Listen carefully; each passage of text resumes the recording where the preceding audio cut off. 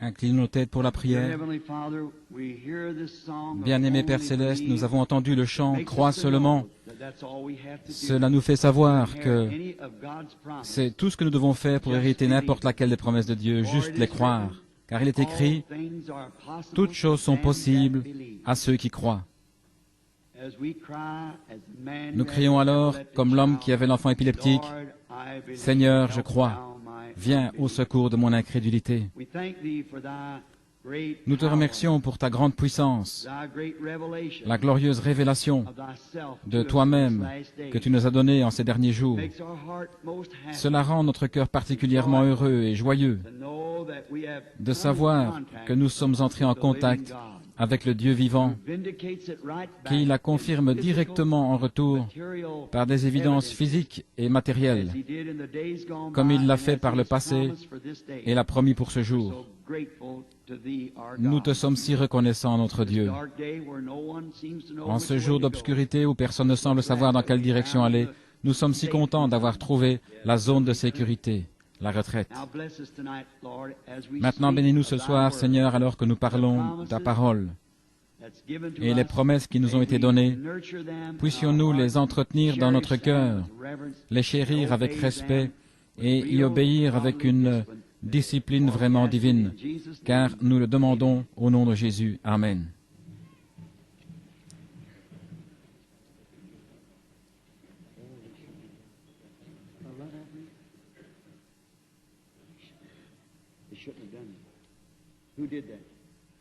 Une offrande d'amour? Vous n'auriez pas dû faire ça. Qui l'a fait? C'est vous le coupable? Je m'en prenais à l'organisateur. Il dit qu'il a prélevé pour moi une offrande d'amour. Il n'aurait pas dû le faire. Je l'apprécie, Dieu le sait. Mais je ne suis pas venu pour ça. Merci. Que le Seigneur vous bénisse. Je ferai tout mon possible.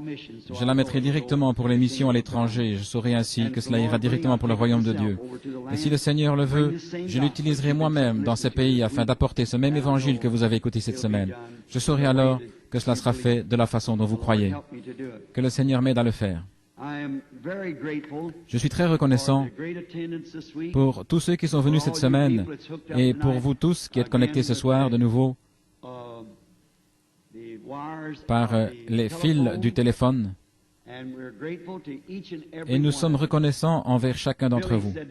Billy m'a dit ce matin, « Papa, si tu étais venu avec moi tôt ce matin, juste après le lever du jour, et que tu étais ici dans les alentours, tu aurais vu ces mères en train de nourrir leurs bébés dans la voiture, et ces pauvres gens attendant sous la pluie que les portes s'ouvrent. Vous voyez quel hypocrite je serais si je vous disais autre chose que la vérité. Je serais vraiment ignoble. Parfois, je dois faire mal. Mais ce n'est pas parce que je le veux, c'est parce que ce n'est pas moi qui fais mal. C'est la vérité qui blesse, qui fait mal. Mais je crois que la raison pour laquelle vous venez, c'est que je suis profondément sincère avec vous et je fais tout mon possible pour vous aider. Puisse le Seigneur aider chacun d'entre vous. Et maintenant, je veux remercier les gens de leur bienveillante coopération et aussi les gens de cette ville qui nous ont permis de louer dans cette école l'auditorium et la salle de gymnastique. Et je veux remercier les personnes de l'administration, si elles sont ici, et aussi Thurston Colvin qui est gardien ici pour sa précieuse coopération et pour nous avoir aidés à obtenir ceci et pour s'être trouvés chaque soir avec nous. Nous remercions la police de Jeffersonville d'être venue ici et d'avoir surveillé l'endroit pour un prix très bas. Je pense que c'est environ $2 l'heure. La police est venue ici en service spécial pour parquer les voitures, veiller à ce que rien n'arrive et que tout soit en ordre. Nous leur sommes reconnaissants. Et aussi le machiniste. Je l'ai remarqué. Et vous tous qui dépendez d'ici, nous vous sommes certainement reconnaissants. Je remercie chacun de vous pour les cadeaux. Billy m'en a apporté plusieurs cet après-midi. Et il y avait des boîtes de bonbons. Et l'un d'eux représentait les béatitudes avec une image de Christ ouvragée à l'intérieur. C'était le sermon sur la montagne. Et c'était vraiment beau. Je vous remercie beaucoup. Il y a tellement de choses. Je ne sais pas comment vous remercier. Et aussi pour votre sponsoring et le financement des réunions. Nous apprécions certainement cela de tout notre cœur. Que le Seigneur vous bénisse chacun richement. Billy m'a dit que beaucoup de personnes avaient demandé un entretien privé pendant ce temps et que beaucoup avaient des petits bébés à faire consacrer. Oh, comme j'aimerais faire cela. Mais vous voyez, quand je suis venu cette fois-ci, c'était si urgent que j'ai dû rester tout le temps à étudier cette parole et dans la prière afin d'apporter ces messages.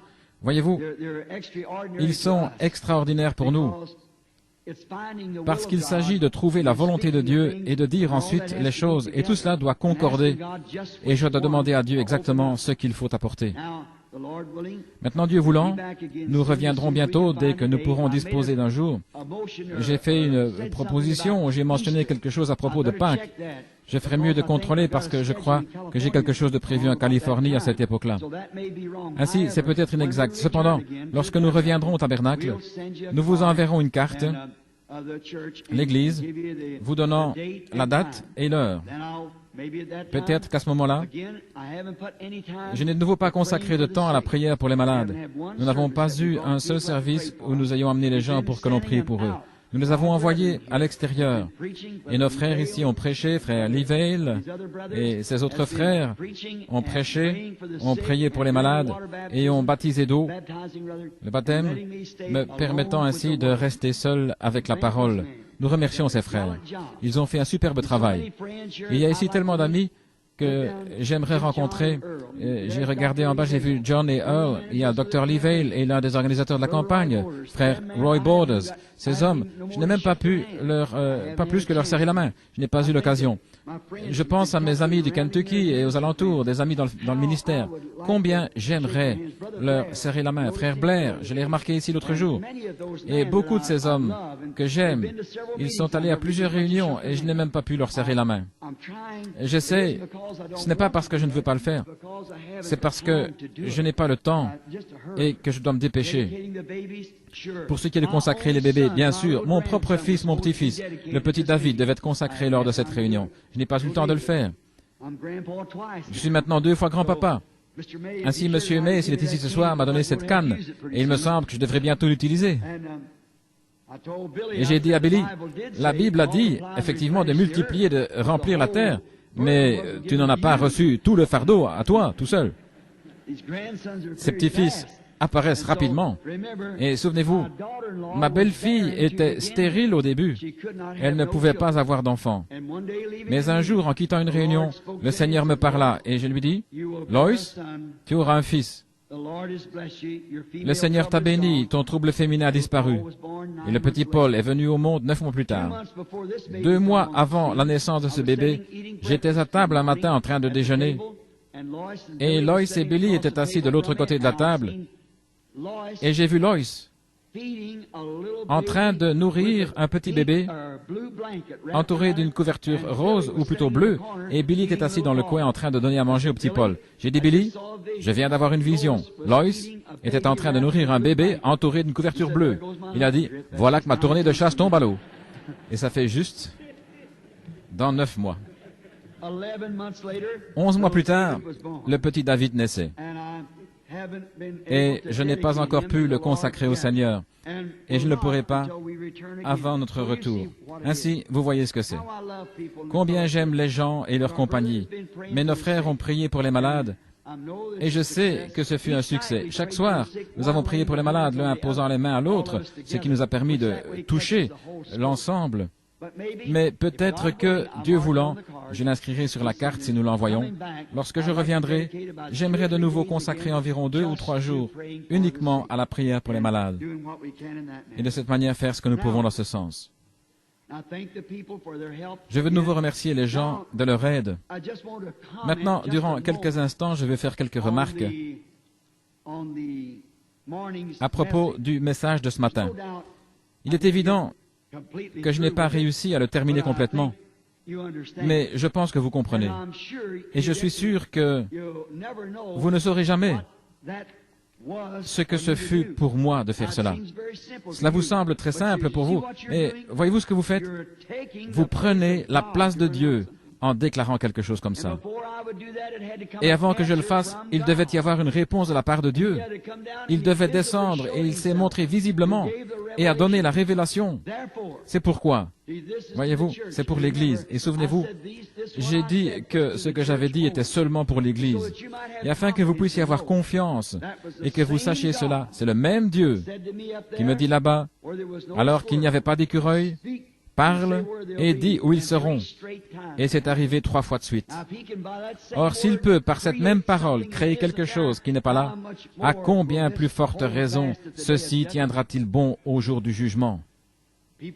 Voyez-vous, des gens étaient là pour voir ces choses et les savoir. Comme Paul l'a dit par le passé, il y avait avec lui des hommes qui ont senti la terre trembler et qui n'ont pas entendu la voix, mais ils ont vu la colonne de feu. Cela m'a pourtant fait du bien après, de voir des maris et des épouses, que je sais être d'authentiques chrétiens, s'embrasser en pleurant.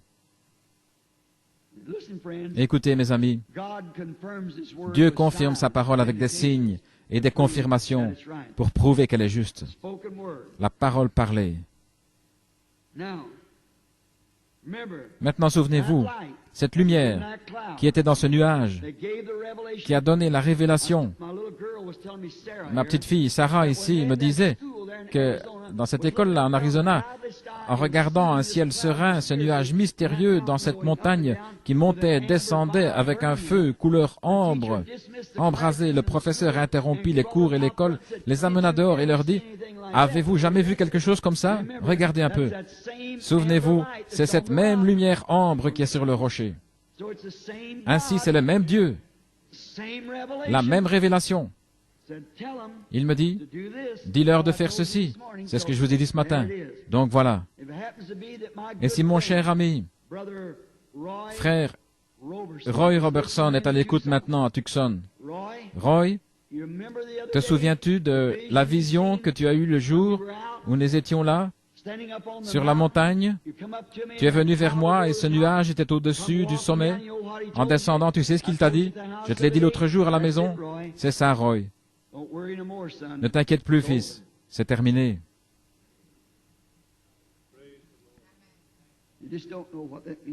Vous ne savez pas ce que ça signifie. C'est la grâce. Il vous aime. Et vous aimez-le.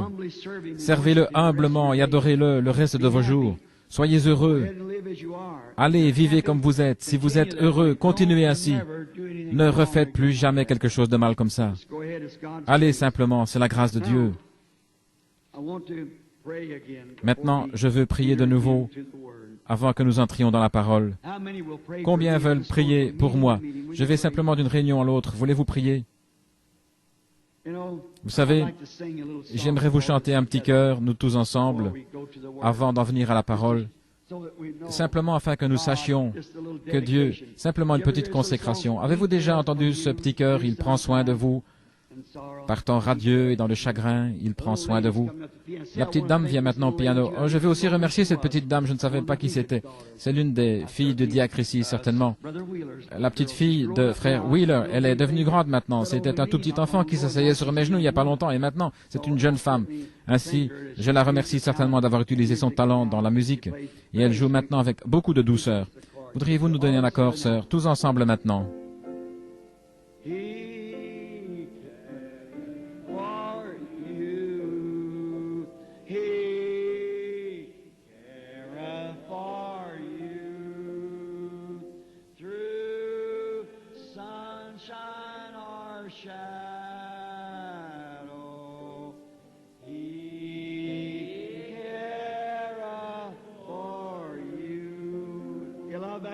Aimez-vous cela?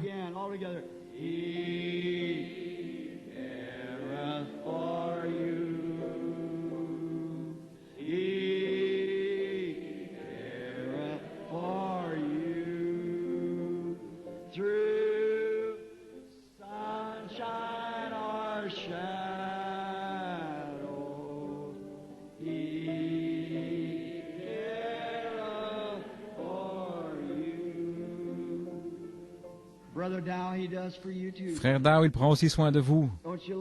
Ne l'aimez-vous pas? Inclinons maintenant nos têtes. Ô Dieu bienveillant, ces petites notes ici renferment certaines choses que je dois dire aux gens. Nous sommes de retour ici pour nous référer à ce qui a été dit ce matin, car c'est ce que les gens sont venus entendre. Je te prie, ô Dieu, de faire voir aux gens que Dieu les aime et qu'il prend soin d'eux. Et ce n'est pas moi qui l'ai donné, Seigneur. Ce fut confirmé que c'était la vérité.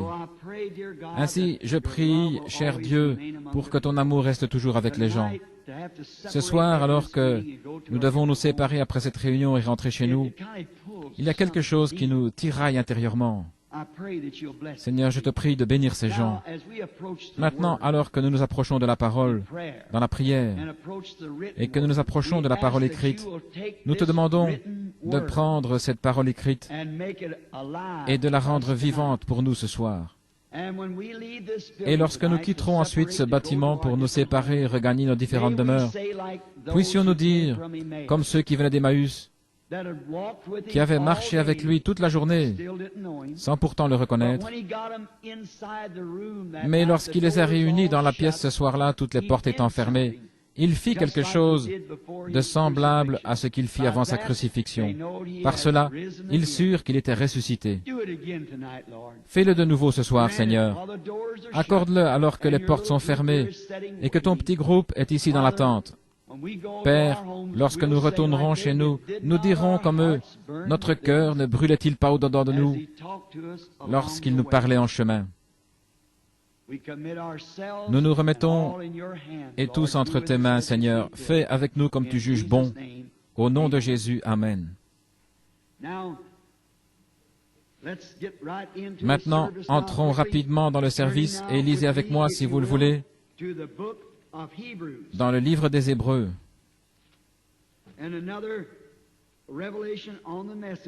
C'est d'une autre révélation sur le message que nous parlerons juste pour quelques instants ce soir, si le Seigneur le veut. Puis, après avoir lu les 3 premiers versets de Hébreux 7, de 1 à 3, nous les commenterons. Et nous ne savons pas ce que le Seigneur fera. Nous ne savons pas. Tout ce que nous faisons, c'est juste croire, veiller, prier. Est-ce juste? Et croire qu'il fera tout concourir au bien de ceux qu'il aime parce qu'il l'a promis.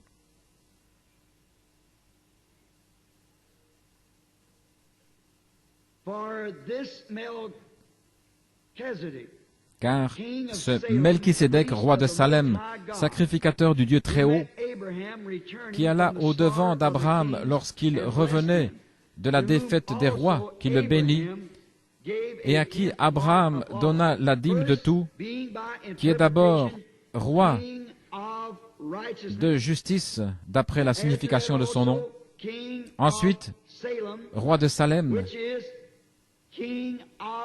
c'est-à-dire roi de paix. Lisons un peu plus loin. Qui est sans père, sans mère, sans généalogie, qui n'a ni commencement de jour, ni fin de vie, mais qui est rendu semblable au Fils de Dieu, ce Melchisédek demeure sacrificateur à perpétuité. Pensez à la grandeur de cette personne, à la grandeur de cet homme. Et maintenant, la question se pose, qui est cet homme?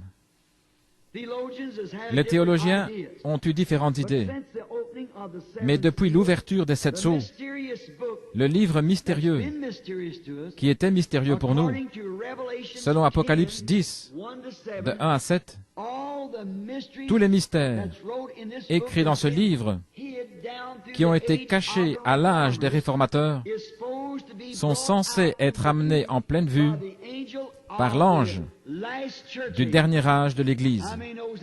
Combien savent que c'est juste? Ils sont censés être dévoilés.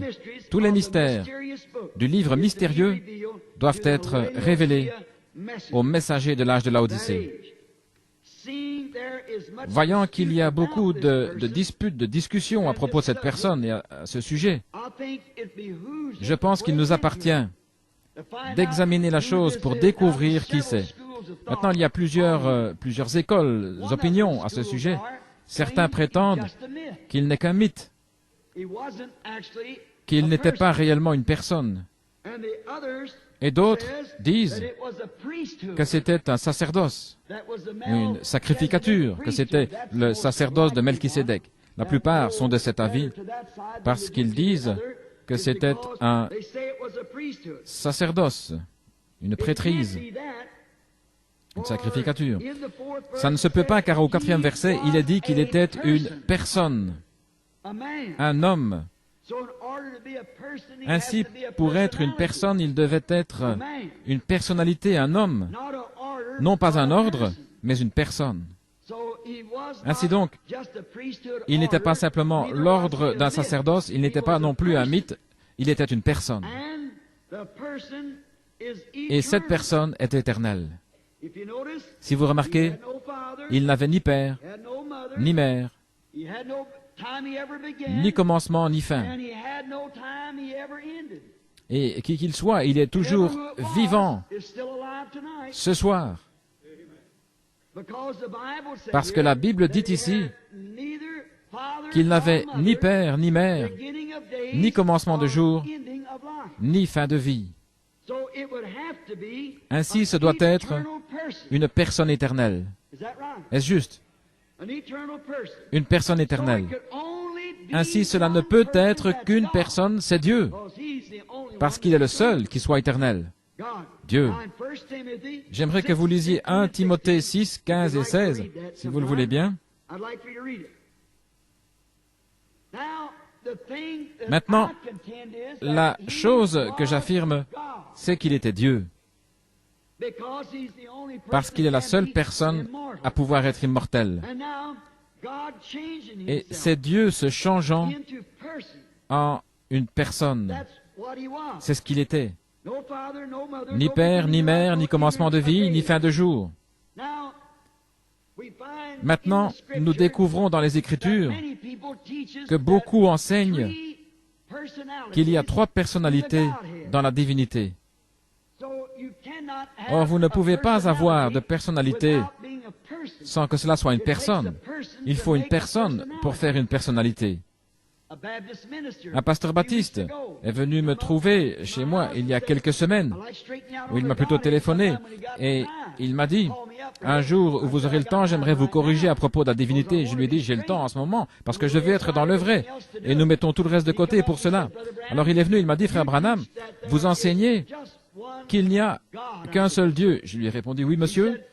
Il a dit, eh bien, je crois qu'il y a un Dieu, mais un Dieu en 3 personnes.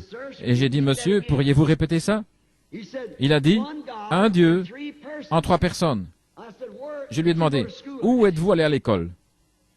Et il m'a nommé un collège biblique. Je lui ai dit, je peux croire ça. Mais vous ne pouvez pas être une personne sans être une personnalité, et si vous êtes une personnalité, vous êtes une personnalité pour vous-même. Vous êtes un être séparé et individuel. Et il m'a dit, eh bien, les théologiens ne peuvent même pas l'expliquer. Et j'ai dit, c'est par révélation. Et il a dit, je ne peux pas accepter de révélation. Je lui ai dit, alors il n'y a aucun moyen que Dieu vous atteigne, parce que c'est caché aux yeux des sages et des intelligents. Et c'est révélé aux enfants, révélé, une révélation, révélée aux enfants qui sont prêts à l'accepter, à en prendre. Et j'ai ajouté, il n'y a aucun moyen pour que Dieu se fasse connaître à vous, et vous vous fermez à lui. La Bible entière est la révélation de Dieu. L'Église entière est bâtie sur la révélation de Dieu. Il n'y a aucun moyen de connaître Dieu si ce n'est par révélation. Celui à qui le Fils veut le révéler, une révélation. Tout est révélation. Ainsi, en n'acceptant pas la révélation, vous n'êtes qu'un théologien froid, et il n'y a aucun espoir pour vous.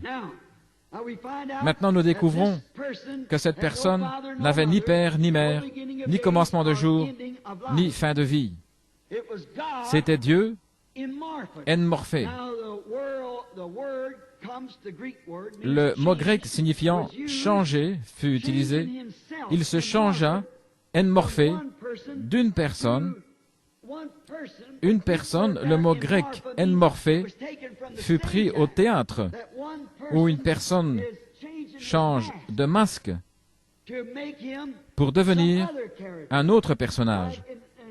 Comme à l'école récemment, je crois que c'était juste avant que Rebecca passe son diplôme, ils ont eu une des pièces de Shakespeare.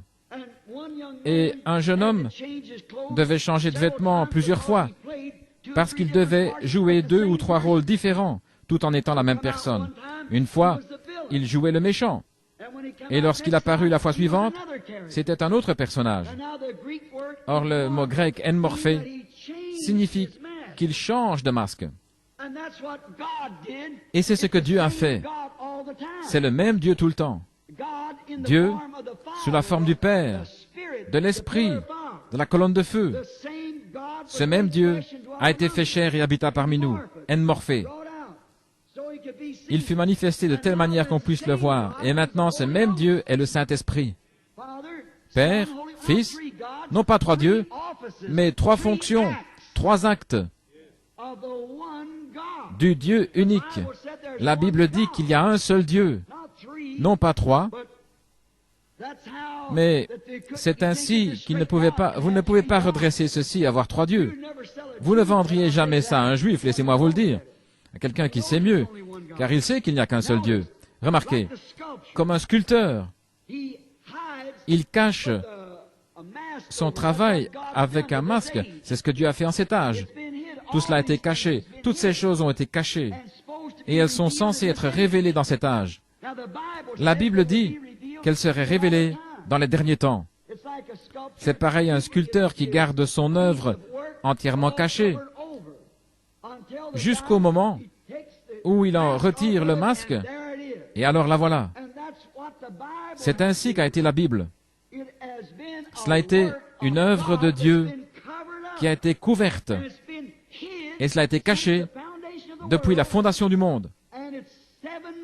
C'est un mystère en 7 parties, et Dieu a promis qu'en ce jour, dans l'âge de l'église de Laodicée, il retirerait le masque de tout et que nous pourrions le voir. Quelle chose glorieuse! Dieu, enmorphé, masqué dans une colonne de feu. Dieu, enmorphé dans un homme appelé Jésus. Dieu, enmorphé dans son Église. Dieu au-dessus de nous, Dieu avec nous, Dieu en nous. La condescendance de Dieu, là où il était saint, personne ne pouvait le toucher. Il s'établit sur la montagne, et même si un animal touchait la montagne, il devait mourir. Puis Dieu descendit, changea de tente, et vécut avec nous, devint l'un de nous. Et nous l'avons touché. La Bible dit dans 1 Timothée 3,16, sans contredit, le mystère de la piété est grand. Dieu a été manifesté dans la chair. Des mains l'ont touché. Dieu a mangé de la viande, il a bu de l'eau. Dieu a dormi, Dieu a pleuré. Il était l'un de nous. C'est merveilleusement typifié dans la Bible. C'était Dieu au-dessus de nous, Dieu avec nous. Maintenant, c'est Dieu en nous, le Saint-Esprit, par la 3e personne, la même personne. Dieu descendit, fut fait chair, mourut en Christ, afin de pouvoir purifier l'Église et ainsi entrer en elle et avoir communion. Dieu aime la communion, c'est pour cela qu'il créa l'homme au commencement, pour la communion. Dieu habite seul, avec des chérubins. Maintenant, remarquez, il créa l'homme et celui-ci tomba. Il est donc descendu et a racheté l'homme parce que Dieu aime être adoré. Le mot Dieu lui-même signifie sujet d'adoration ou objet d'adoration. Et ce qui vient parmi nous sous forme d'une colonne de feu, comme quelque chose qui change nos cœurs, c'est le même Dieu qui a dit que la lumière soit et la lumière fut. Il est le même hier, aujourd'hui, éternellement. Au commencement, Dieu habitait seul avec ses attributs, comme j'en ai parlé ce matin. Ce sont ses pensées. Il n'y avait rien, sinon Dieu seul. Mais il avait des pensées, tout comme un grand architecte peut réfléchir et dessiner dans son esprit ce qu'il pense, construire ou créer. Alors, il ne peut pas créer. Il peut prendre quelque chose qui a été déjà créé et lui donner une forme différente, parce que Dieu seul est celui qui peut créer. Mais il imagine ce qu'il va faire, ce sont ses pensées, ses désirs. C'est donc une pensée. Et quand il l'exprime, c'est alors une parole. Et une parole est une pensée. Une pensée, lorsqu'elle est exprimée, c'est une parole. Une pensée exprimée est une parole. Mais cela doit premièrement être une pensée. Ainsi, ce sont les attributs de Dieu. Puis, cela devient une pensée et ensuite une parole.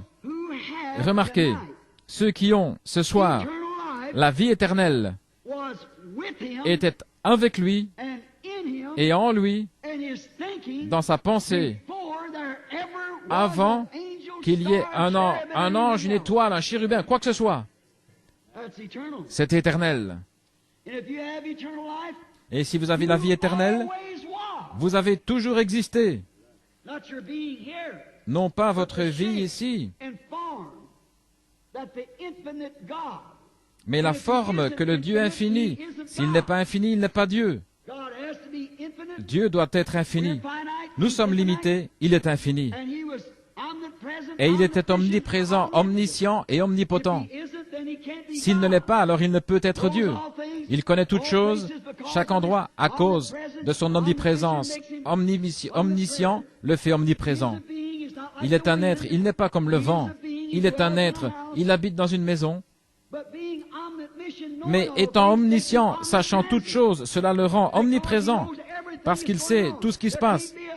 Il ne peut pas y avoir une puce qui cligne des yeux sans qu'il le sache. Et il savait avant que le monde existe combien de fois elle clignerait des yeux et combien de suifs elle contiendrait. Ça, c'est être infini. Avant qu'il y ait un monde.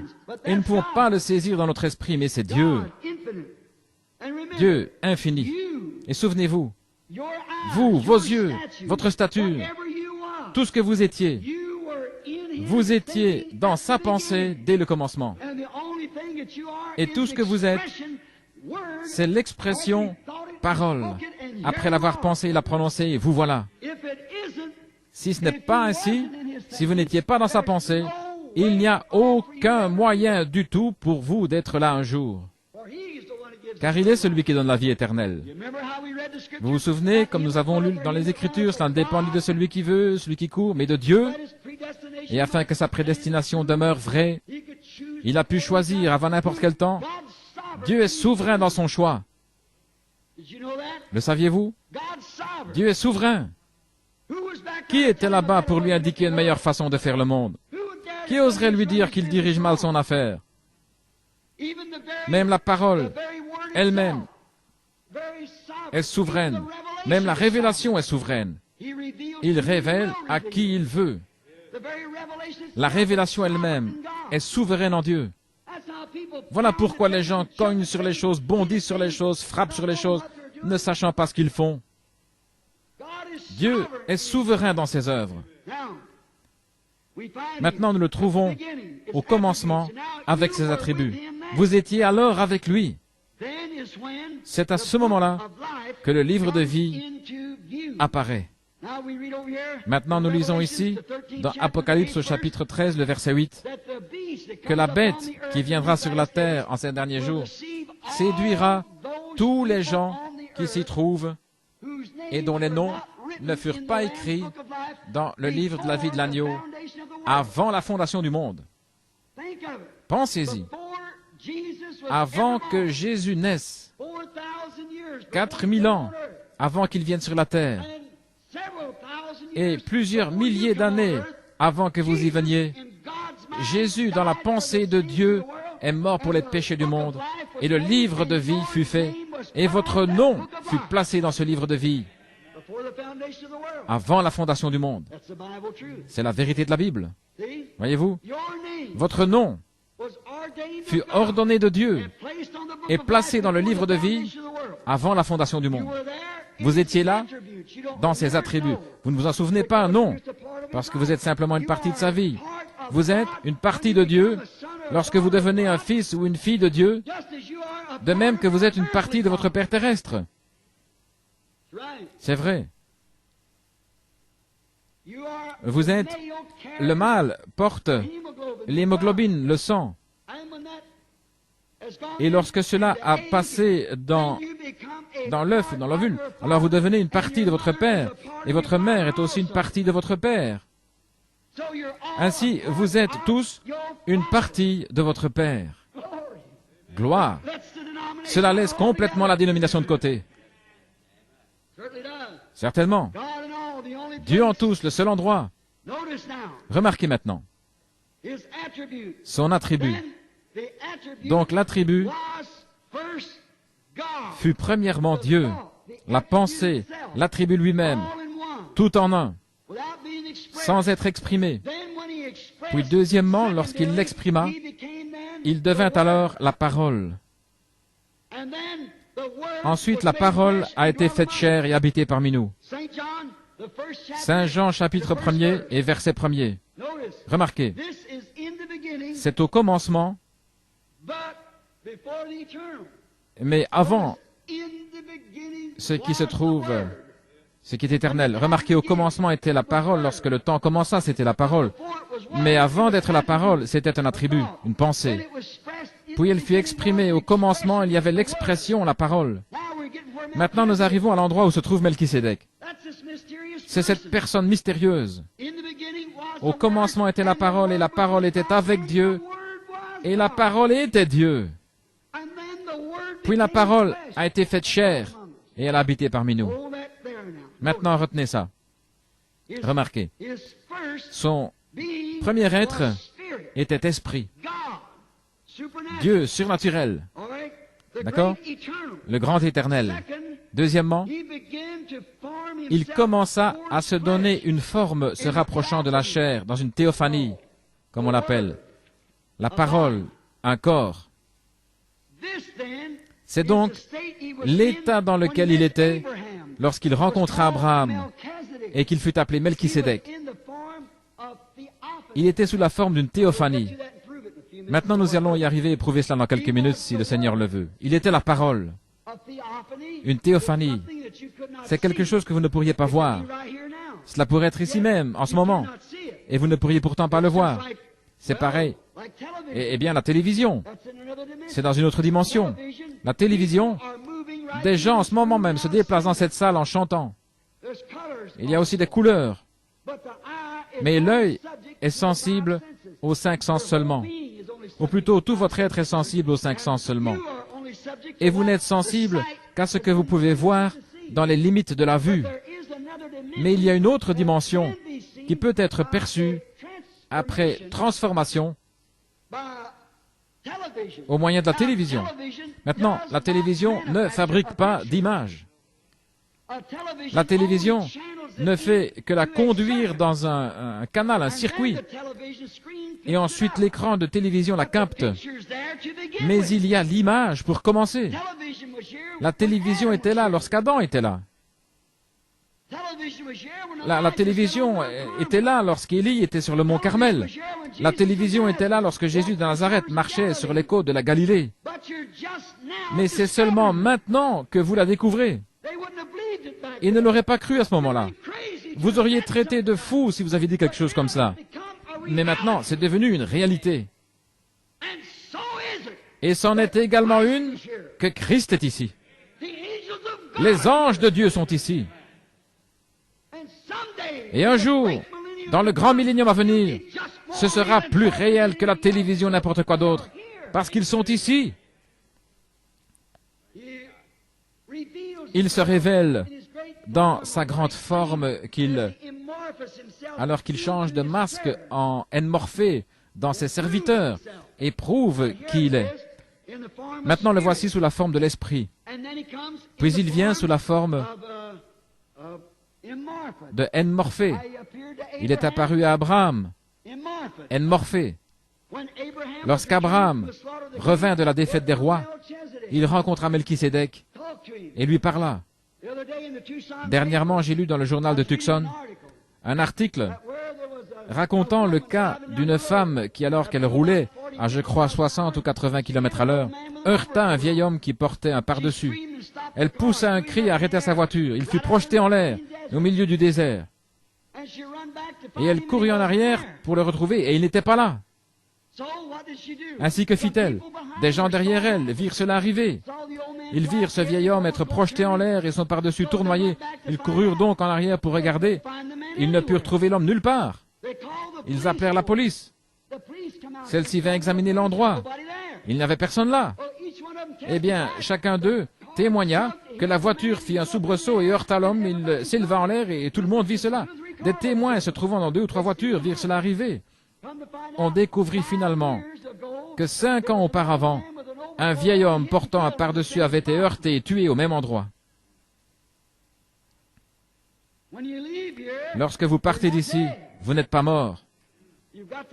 Vous devez revenir, même si vous êtes un pécheur, et être jugé d'après les œuvres faites dans le corps.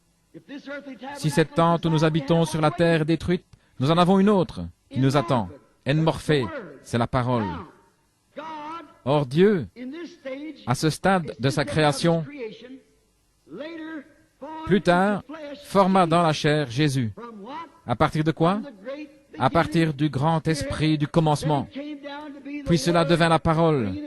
Alors qu'il commençait à se manifester, la parole ne se fait pas encore, elle est simplement prononcée. En-morphée. Plus tard, il devient chair en Jésus, mortel, pour goûter à la mort pour nous tous pécheurs. Lorsqu'Abraham le rencontra, il était Melchisédek.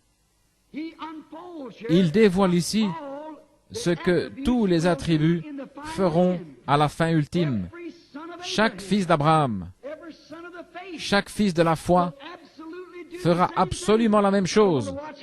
Mais je vais voir de quelle façon nous devons venir. Nous le voyons aussi révélé ici, dans Ruth et Boaz, comme parents rédempteurs et comment ils devaient venir pour être chers. Maintenant, nous voyons que les fils attributs de son esprit ne sont pas encore entrés dans le corps parole. Une théophanie. Ce corps est soumis à la parole, attendant avec un ardent désir la transformation du corps. Maintenant, la différence entre lui et vous en tant que fils, voyez-vous, il était au commencement la parole, un corps en-morphé. Il y est entré et a vécu dans la personne de Melchisédek. Puis plus tard, nous n'avons plus jamais entendu parler de Melchisédek, parce qu'il est devenu Jésus-Christ. Melchisédek était le sacrificateur, mais il est devenu Jésus-Christ. Or, vous avez contourné cela, parce que sous cette forme, il connaissait toutes choses. Et vous n'avez encore jamais été capable de connaître cela. Vous êtes venu comme Adam, comme moi. Vous avez passé de l'attribut à la chair pour être tenté. Mais, lorsque cette vie ici sera terminée, si cette tente où nous habitons sur la terre est détruite, nous en avons déjà une autre qui nous attend. C'est là que nous allons. C'est la parole. Alors nous pouvons regarder en arrière et voir ce que nous avons fait. Maintenant, nous ne le comprenons pas. Nous ne sommes pas encore devenus la parole. Nous sommes simplement devenus l'homme chair. Non la parole. Mais, et regardez bien, cela montre clairement que vous ne serez jamais la parole, à moins d'avoir été une pensée au commencement. Cela prouve la prédestination de Dieu. Voyez-vous, vous ne pouvez pas être la parole à moins d'être une pensée. Vous deviez être premièrement dans la pensée. Mais vous voyez, afin de supporter la tentation, vous avez dû contourner la théophanie. Vous avez dû descendre ici dans la chair pour être tenté par le péché. Et alors, si vous, tout ce que le Père m'a donné viendra à moi, et je le ressusciterai au dernier jour. Vous voyez, vous deviez être là d'abord. Alors vous voyez, il est descendu suivant la ligne normale, allant de l'attribut à... Avant la fondation du monde, son nom fut mis dans le livre de la vie de l'agneau. Puis de là, il est devenu la parole, la théophanie, qui pouvait apparaître et disparaître. Puis il est devenu chair. Et est reparti. Il a ressuscité ce même corps dans un état glorifié. Mais vous avez contourné la théophanie et êtes devenu l'homme chair pour être tenté par le péché. Et alors, si cette tente où nous habitons sur la terre est détruite, nous en avons déjà une autre qui nous attend.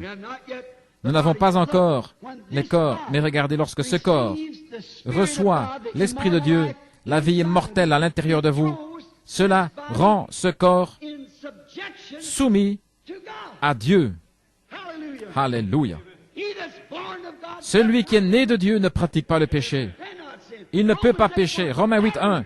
Il n'y a donc maintenant aucune condamnation pour ceux qui sont en Christ Jésus. Ils ne marchent pas selon la chair, mais selon l'Esprit. Vous y voilà. Voyez-vous, cela rend votre corps soumis.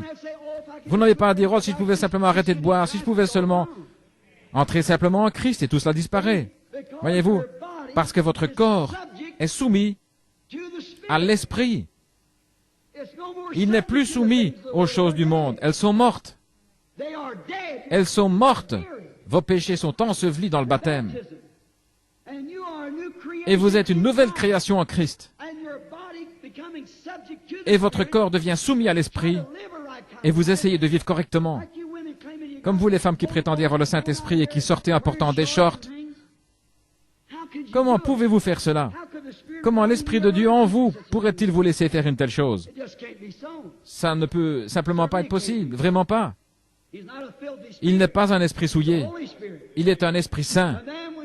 Et alors, quand vous devenez soumis à cet esprit, cela fait que tout votre être est soumis à cet esprit.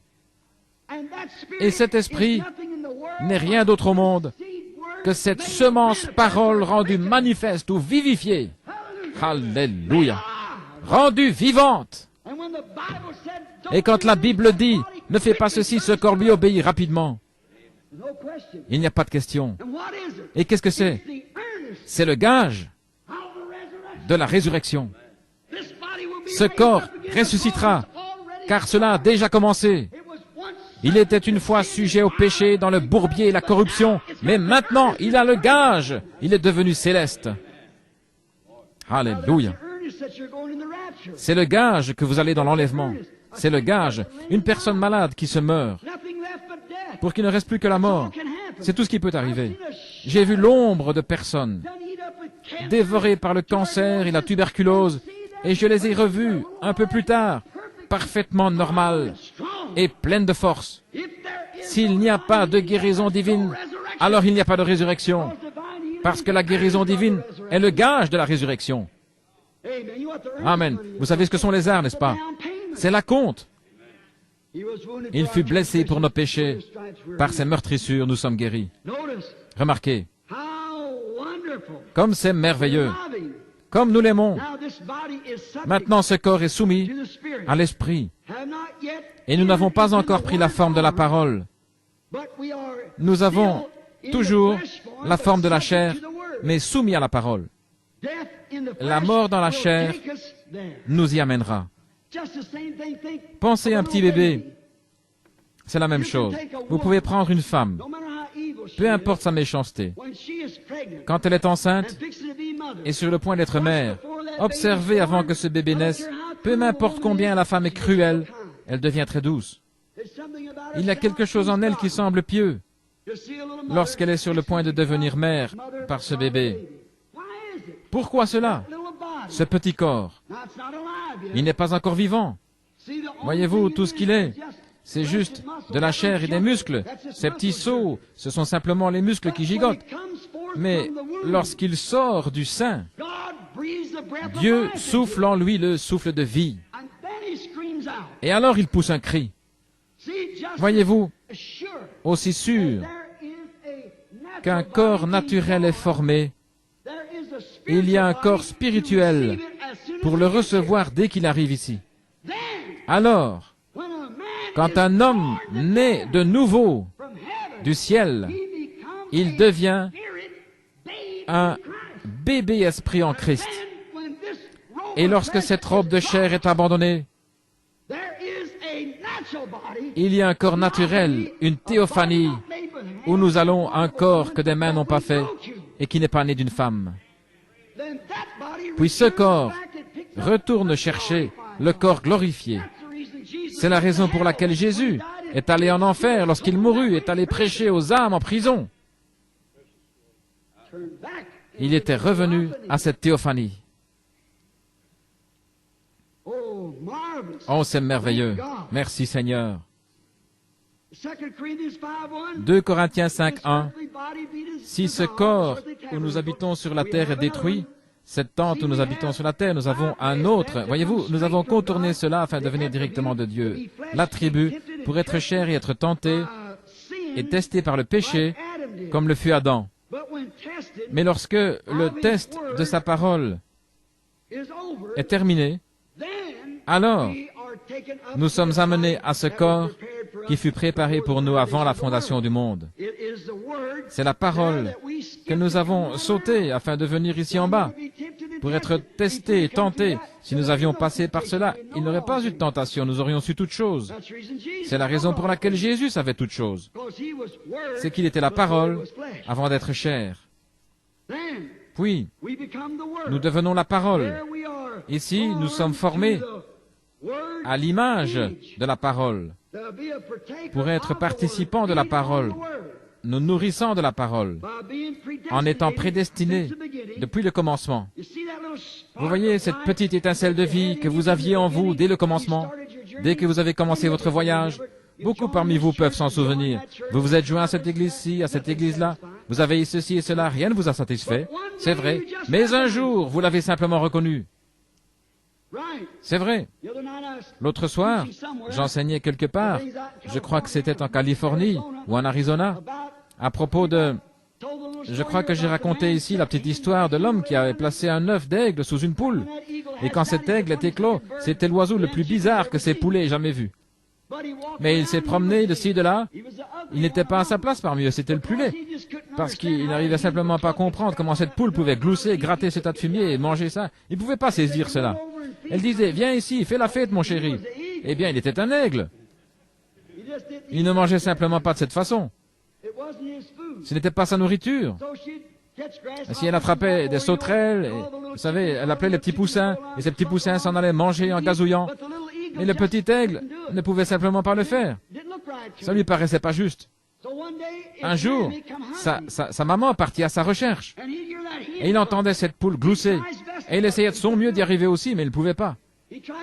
Il essayait de pioler comme un petit poussin, mais il n'y arrivait pas. Voyez-vous, c'était un aigle. C'était un aigle pour commencer. Il fut simplement couvé par une poule. C'est pareil à certains membres d'église. C'est à peu près ainsi, environ un sur une couvée, mais juste. Mais un jour, sa maman survola l'endroit où elle poussa un cri.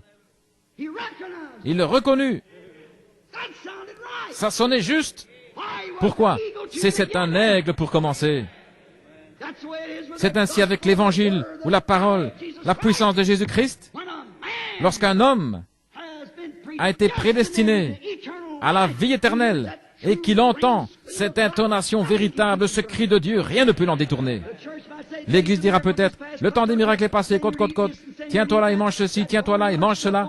Cette nourriture de basse-cour ne lui suffit plus. Il est parti.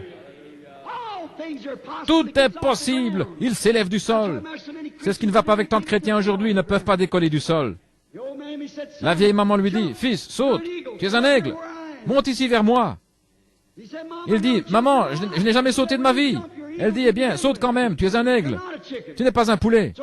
Ainsi, il fit son premier saut et battit des ailes. Il ne réussit pas trop bien, mais il décolla du sol. C'est ainsi que nous faisons. Nous acceptons Dieu par la foi, d'après la parole écrite. Il y a quelque chose là-dedans. Voyez-vous, cette vie éternelle, vous y étiez prédestinés. Son grand-papa et sa grand-maman étaient des aigles. C'était un aigle depuis le début. Les aigles ne se mélangent pas à d'autre chose. Ce n'est pas un hybride du tout, c'est un aigle. Alors après avoir reconnu que la parole de Dieu elle-même était de la nourriture d'aigle, il laissa les autres choses. Vous avez alors été transformés en l'image vivante du Dieu vivant. Vous avez entendu quelque chose venant de votre théophanie. Si ce corps où nous habitons sur la terre est détruit, nous en avons un autre qui attend. Et vous dites, est-ce bien vrai, frère Branham? Très bien, prenons quelques aigles et regardons là quelques minutes. Il y avait un homme appelé Moïse. Vous savez tous qu'un prophète est appelé dans la Bible un aigle. Il y avait un prophète appelé Moïse. Un jour, Dieu l'appela. Il ne voulait pas le laisser entrer dans le pays et il mourut sur un rocher. Les anges l'emportèrent et l'ensevelirent. Il y a un autre homme, un aigle, qui n'a même pas besoin de mourir. Il traversa simplement le Jourdain, et Dieu fit descendre un chariot. Il quitta cette robe de chair, et s'éleva et gagna le prix éternel. 800 ans plus tard,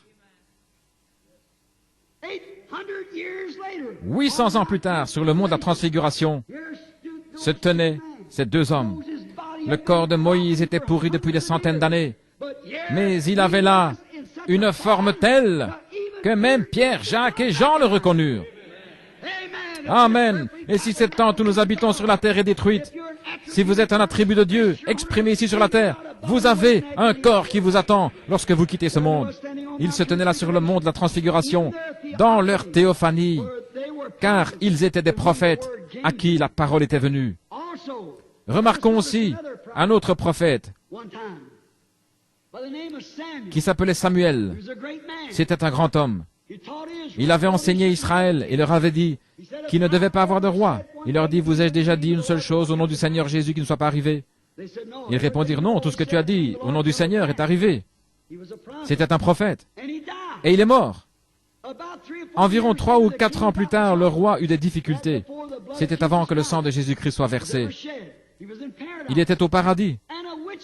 Et une sorcière d'Endor demanda que quelqu'un vienne consoler Saül.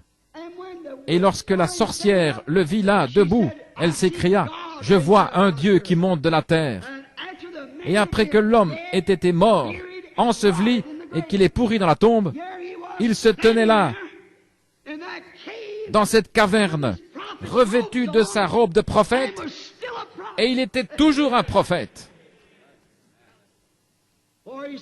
Car il a dit, « Pourquoi m'as-tu tiré de mon repos, puisque tu es devenu l'ennemi de Dieu? » Observez-le prophétiser.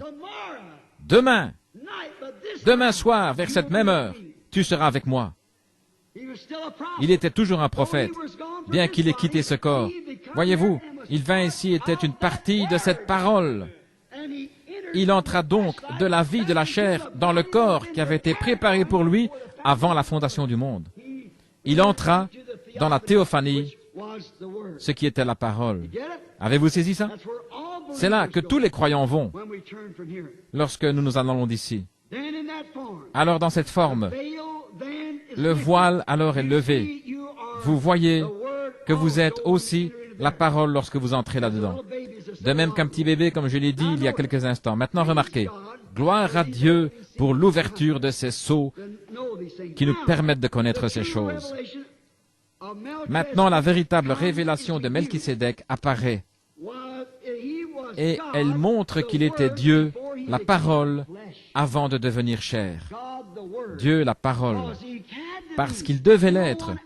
Personne d'autre ne pouvait être immortel comme lui. Voyez-vous, j'ai eu un père et une mère. Vous aussi. Jésus avait un père et une mère. Mais cet homme n'avait ni père, ni mère. Jésus eut un commencement. Cet homme pas. Jésus donne sa vie. Cet homme ne le pouvait pas parce qu'il était la vie. Et c'est absolument le même homme tout le temps. J'espère que Dieu vous le révèle. Absolument la même personne tout le temps. Remarquez son titre. Roi de justice. Hébreux 7.2. Roi de justice et roi de paix. Il est deux rois. Maintenant observez. Hébreux 7.2. Roi de justice et aussi roi de paix. Il est deux rois là. Or, depuis qu'il est venu dans la chair et que son corps a été enlevé dans Apocalypse 21.16, il est appelé le roi des rois. Il est tous les trois à la fois. Voyez-vous? Roi Dieu, roi théophanie, roi Jésus. Il est le roi des rois. Tous est rencontré comme l'âme, le corps et l'esprit. Tous finissent par n'en former qu'un. Il est aussi le Père, qui était en premier, le Fils et le Saint-Esprit, l'Esprit, roi de justice, l'attribut, esprit, la théophanie, roi de paix, la théophanie, et dans la chair, il était roi des rois. la même personne. Quand la théophanie, lorsque Moïse le vit dans Exode 33, 2, il était une théophanie. Moïse voulait voir Dieu. Il avait entendu sa voix, il l'avait entendu lui parler, il l'avait vu là dans un buisson sous la forme d'une grande colonne de feu. Et Moïse dit, « Qui es-tu? Je veux savoir qui tu es. Si tu me laisses te voir, j'aimerais voir ta face. » Il dit, « Aucun homme ne peut voir ma face. » Il ajouta, « Je mettrai ma main sur tes yeux, et je passerai, et tu pourras voir mon dos, mais non ma face. » Voyez-vous? Et lorsqu'il passa, c'était le dos d'un homme. C'était la théophanie. Alors, la parole qui est venue à Moïse, « Je suis », c'était la parole. La parole est venue à Moïse sous la forme d'une colonne de feu dans un buisson ardent, le « Je suis ». En tant que parole de la théologie, je veux dire de la théophanie, excusez-moi, il est venu vers Abraham en tant qu'homme sous le chêne. Maintenant, regardez ceci. Un homme est venu vers Abraham. Ils étaient trois, ils sont assis sous un chêne. Et remarquez,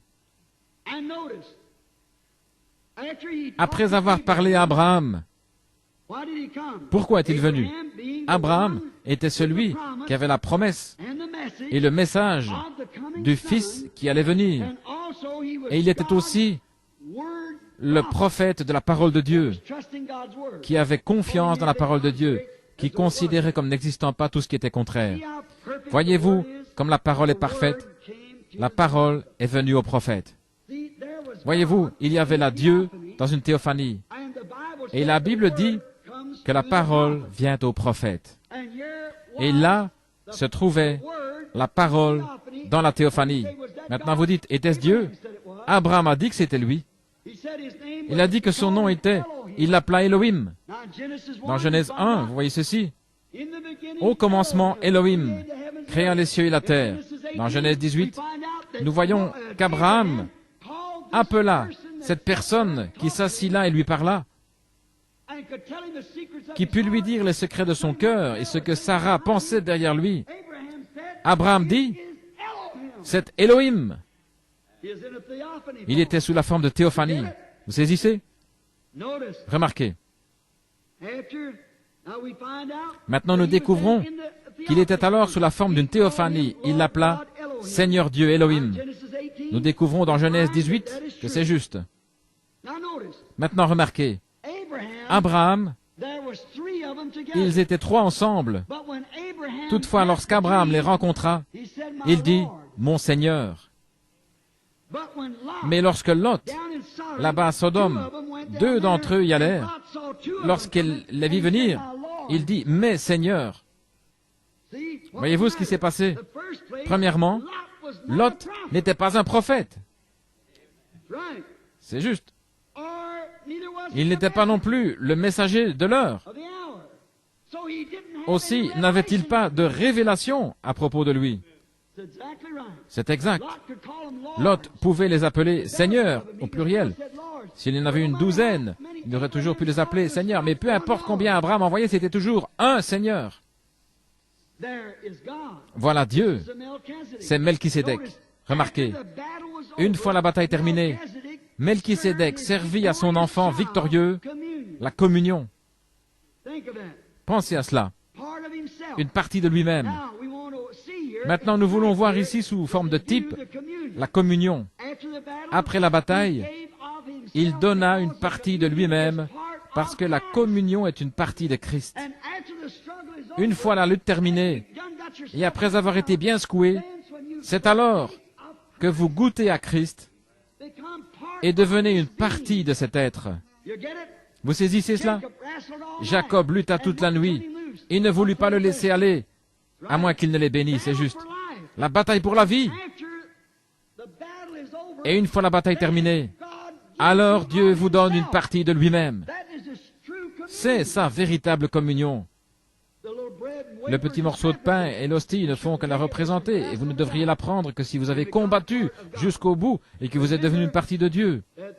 Souvenez-vous qu'à ce moment-là, la communion n'avait pas été instituée. Elle ne le fut qu'avant la mort de Jésus-Christ, des centaines et des centaines d'années plus tard. Mais Melchisédek, après que son fils Abraham eut remporté la victoire, Melchisédek le rencontra et lui donna du pain et du vin, montrant que lorsque cette bataille terrestre sera terminée, nous le rencontrerons dans les cieux et prendrons à nouveau la communion. Ce sera le souper des noces. Je ne boirai plus désormais de ce vin, ni ne mangerai du fruit de la vigne, jusqu'à ce que j'en mange et en boive de nouveau avec vous dans le royaume de mon Père. Remarquez, à nouveau, Melchisédek alla à la rencontre d'Abraham avant qu'il arrive chez lui. Quel type magnifique nous avons ici. Melchisédek rencontrant Abraham avant que celui-ci arrive chez lui, après la bataille. Nous rencontrons Jésus dans les airs avant d'arriver chez nous. C'est vrai. 2 Thessaloniciens nous le dit. Car nous le rencontrerons dans les airs. C'est un magnifique type de Rebecca rencontrant Isaac, dans les champs, dans la fraîcheur du jour. Nous le rencontrerons dans les airs. 2 Thessaloniciens nous le dit, car nous les vivants qui serons restés, nous ne devancerons pas ceux qui dorment, car la trompette de Dieu sonnera, les morts en Christ ressusciteront premièrement, et nous les vivants qui serons restés, nous serons tous ensemble enlevés avec eux à la rencontre du Seigneur dans les airs. Tous ces types sont parfaits. C'est pourquoi la théophanie, si vous êtes mort et que vous êtes entré dans cette théophanie, qu'arrive-t-il? La théophanie vient sur la terre pour prendre le corps racheté. Et si vous êtes ici dans l'air, vous prenez le corps pour rencontrer la théophanie. Vous y voilà. Et vous êtes enlevés pour aller à la rencontre du Seigneur dans les airs. Qui est ce Melchisédek si ce n'est Dieu? Maintenant, nous voyons ici clairement tout le secret de nos vies durant ce voyage, la mort, et où nous allons après la mort. De même, la prédestination apparaît ici clairement. Maintenant, écoutez attentivement alors que nous enseignons ceci. Les étapes du dessein éternel qu'il avait dans son secret ont maintenant été révélées. Remarquez, il y a encore 3 étapes pour conduire à la perfection. La manière qu'il utilise pour racheter le monde est pareille à celle qu'il utilise pour racheter son Église. Il rachète les gens à travers 3 étapes. Premièrement, il y a la justification, comme Luther l'a prêché. Deuxièmement, la sanctification, comme Wesley l'a prêché. Troisièmement, le baptême du Saint-Esprit, c'est juste. Puis vient l'enlèvement. Maintenant, le monde, comment a-t-il racheté le monde? La première chose qu'il a fait, lorsqu'il pécha, c'est de le laver dans le baptême d'eau. C'est vrai. Puis il laissa de la croix tomber son sang sur lui, le sanctifia et l'appela sa propriété. Puis que fait-il? De même qu'il a arraché de vous tout ce qui est du monde et qu'il a rénové le tout par le baptême ardent du Saint-Esprit, il rénovera aussi le monde. Il sera complètement brûlé par le feu et purifié de tout germe jusqu'à des millions de kilomètres d'altitude. Et tout sera nettoyé. Il y aura alors un nouveau ciel et une nouvelle terre, de même que vous êtes une nouvelle créature en Jésus-Christ, lorsque le Saint-Esprit s'empare de vous. Vous y voilà. La chose est tout ce qu'il y a de plus clair. Tout va par 3. La naissance naturelle est en 3 temps. Qu'arrive-t-il premièrement à la femme qui a un bébé? Qu'est-ce qui vient en premier? L'eau. Et ensuite, le sang. Et quel est le processus suivant? La vie. L'eau, le sang, l'esprit. Qu'arrive-t-il à la plante? Elle pourrit. Quelle est la première chose? La tige. Ensuite, l'épi. Quelle est la chose suivante? La balle. Puis le grain sort de là. Il y a les 3 étapes jusqu'à ce que cela arrive au grain. Exactement. Dieu confirme cela. Cela a toujours été juste. Dieu confirme que c'est la vérité. Cela montre clairement que celui qui est prédestiné est le seul à être considéré dans la rédemption. Avez-vous saisi? Laissez-moi répéter cela. Celui qui est prédestiné est le seul à être considéré dans la rédemption. Les gens peuvent agir comme s'ils l'étaient ou penser qu'ils le sont. Mais la véritable rédemption est pour ceux qui sont prédestinés. Parce que le mot rédempter ou racheter signifie ramener. Est-ce juste? La rédemption, racheter quoi que ce soit, c'est le ramener à sa place originale. Alléluia.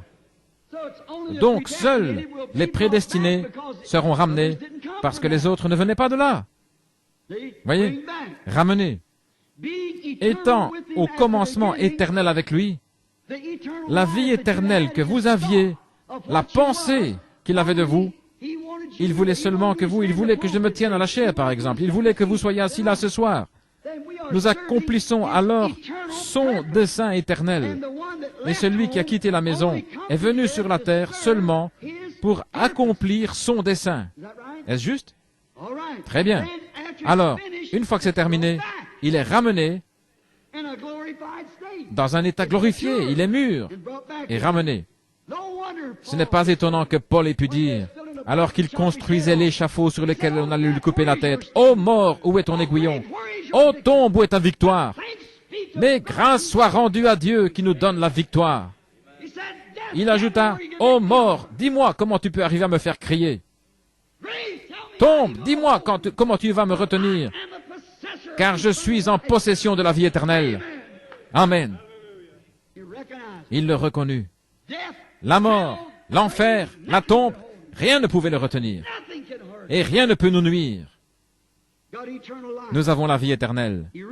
Il réalisa qu'il était béni avec la vie éternelle. C'est comme une petite goutte de rosée. Si je comprends ce qui se passe, je ne m'y connais pas trop en chimie, mais il doit se trouver que le refroidissement de l'humidité ou de l'atmosphère, et lorsque la nuit devient froide et obscure, cela tombe du ciel et forme des gouttes sur le sol. C'est tombé de quelque part. Le lendemain matin, avant le lever du soleil, cette petite goutte se trouve là, toute frissonnante, mais laissez simplement le soleil se lever et regardez-la commencer à briller. Elle est heureuse. Pourquoi?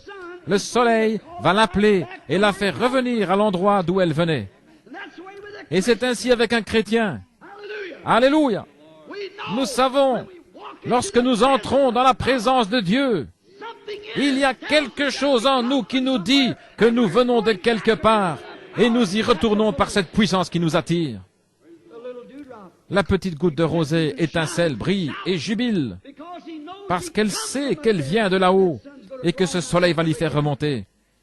Et un homme qui est un attribut de Dieu, né de Dieu, il sait, alléluia, lorsqu'il entre en contact avec le Fils de Dieu, qu'un jour il sera tiré en haut et quittera cet endroit. Car si je suis élevé de la terre, j'attirerai tous les hommes à moi. Amen. Maintenant, remarquez, nous voyons Melchisédek. Et pourquoi Marie n'était pas sa mère? C'est la raison pour laquelle il l'appela femme, non pas mère. Il n'avait pas de père, car il était le Père, le Père éternel, les trois en un. Il n'avait pas de mère? Certainement pas. Il n'avait pas de père, car il était le Père. Comme le poète l'a dit une fois, en adressant un grand compliment à Jésus. Il a dit, « Je suis celui qui parla à Moïse dans un buisson ardent qui brûlait. Je suis le Dieu d'Abraham, l'étoile brillante du matin. Je suis l'alpha, l'oméga, le commencement et la fin. Je suis la création entière. Et Jésus est le nom. Oh, qui dites-vous que je suis? Et d'où disent-ils que je suis venu? Connais-tu mon Père? Ou peux-tu dire son nom? Alléluia. C'est le nom du Père. Oui, je suis venu au nom de mon Père. Et vous ne m'avez pas reçu. Certainement. Il est le même hier, aujourd'hui, éternellement. Et ce Melchisédek devint chair. Il se révéla comme fils de l'homme. Quand il vint en tant que prophète, il vint sous trois noms de fils. Le Fils de l'homme, le Fils de Dieu, le Fils de David. Lorsqu'il était ici sur la terre, il était un homme pour accomplir les Écritures. Moïse a dit, « L'Éternel votre Dieu vous suscitera un prophète comme moi. » Il devait donc venir comme prophète. Il n'a jamais dit « Je suis le Fils de Dieu », mais plutôt « Je suis le Fils de l'homme ». Croyez-vous le Fils de l'homme? C'est de cela qu'il devait témoigner, parce que c'est ce qu'il était. Maintenant, il est venu sous le nom d'un autre Fils, le Fils de Dieu, l'invisible, l'Esprit. Et lorsqu'il reviendra, il sera fils de David pour s'asseoir sur son trône. Lorsqu'il était ici et qu'il fut fait chair, il fut appelé le Fils de l'homme. Or, comment se fit-il connaître au monde en tant que Fils de l'homme, le prophète? Un jour, je racontais l'histoire de Pierre et d'André, son frère. Ils étaient pêcheurs, et leur père, Jonas, était un grand croyant. On dit qu'un jour, il s'assit sur le bord du bateau et leur dit, « Mes fils, vous savez comment nous avons prié lorsque nous avions besoin de poissons, c'était des pêcheurs de métier. Il dit, nous avons fait confiance à Dieu, Jéhovah, pour vivre. Et je deviens vieux maintenant. Je ne peux pas rester beaucoup plus longtemps avec vous, mes garçons. Et avec tous les véritables croyants, attendu le temps où ce Messie viendrait. Nous avons eu toutes sortes de faux, mais il en viendra un véritable un jour. Et il ajouta, lorsque ce Messie viendra, je ne veux pas, mes garçons, que vous soyez trompés. Ce Messie ne sera pas un simple théologien. Il sera un prophète. Car notre prophète Moïse, que nous suivons, il a dit, or n'importe quel juif croira son prophète. On lui a enseigné de savoir cela. Si le prophète dit quelque chose qui est juste, alors c'est la vérité. Car Dieu a dit, s'il y en a parmi vous qui soit spirituel au prophète, moi l'Éternel, je me ferai connaître à lui. Et si ce qu'il dit arrive, alors écoutez-le et craignez-le. Mais sinon, si ça n'arrive pas, alors ne le craignez aucunement. Voyez-vous, c'était donc la confirmation du prophète. Ainsi, Moïse était vraiment un prophète confirmé. Et il déclara, l'Éternel, votre Dieu, vous suscitera du milieu de vous, d'entre vos frères, un prophète comme moi. Et tous ceux qui ne l'écouteront pas seront exterminés du milieu du peuple. Il dit encore, maintenant, mes enfants, écoutez. Souvenez-vous qu'en tant qu'Hébreux, nous croyons les prophètes de Dieu confirmés. Maintenant, écoutez attentivement, ne le manquez pas. Et il ajouta, lorsque le Messie viendra, vous le reconnaîtrez, car il sera un Messie prophète. Cela fait 400 ans, depuis Malachie, que nous n'avons pas eu de prophète. Mais il en sera un jour, quelques années après sa mort.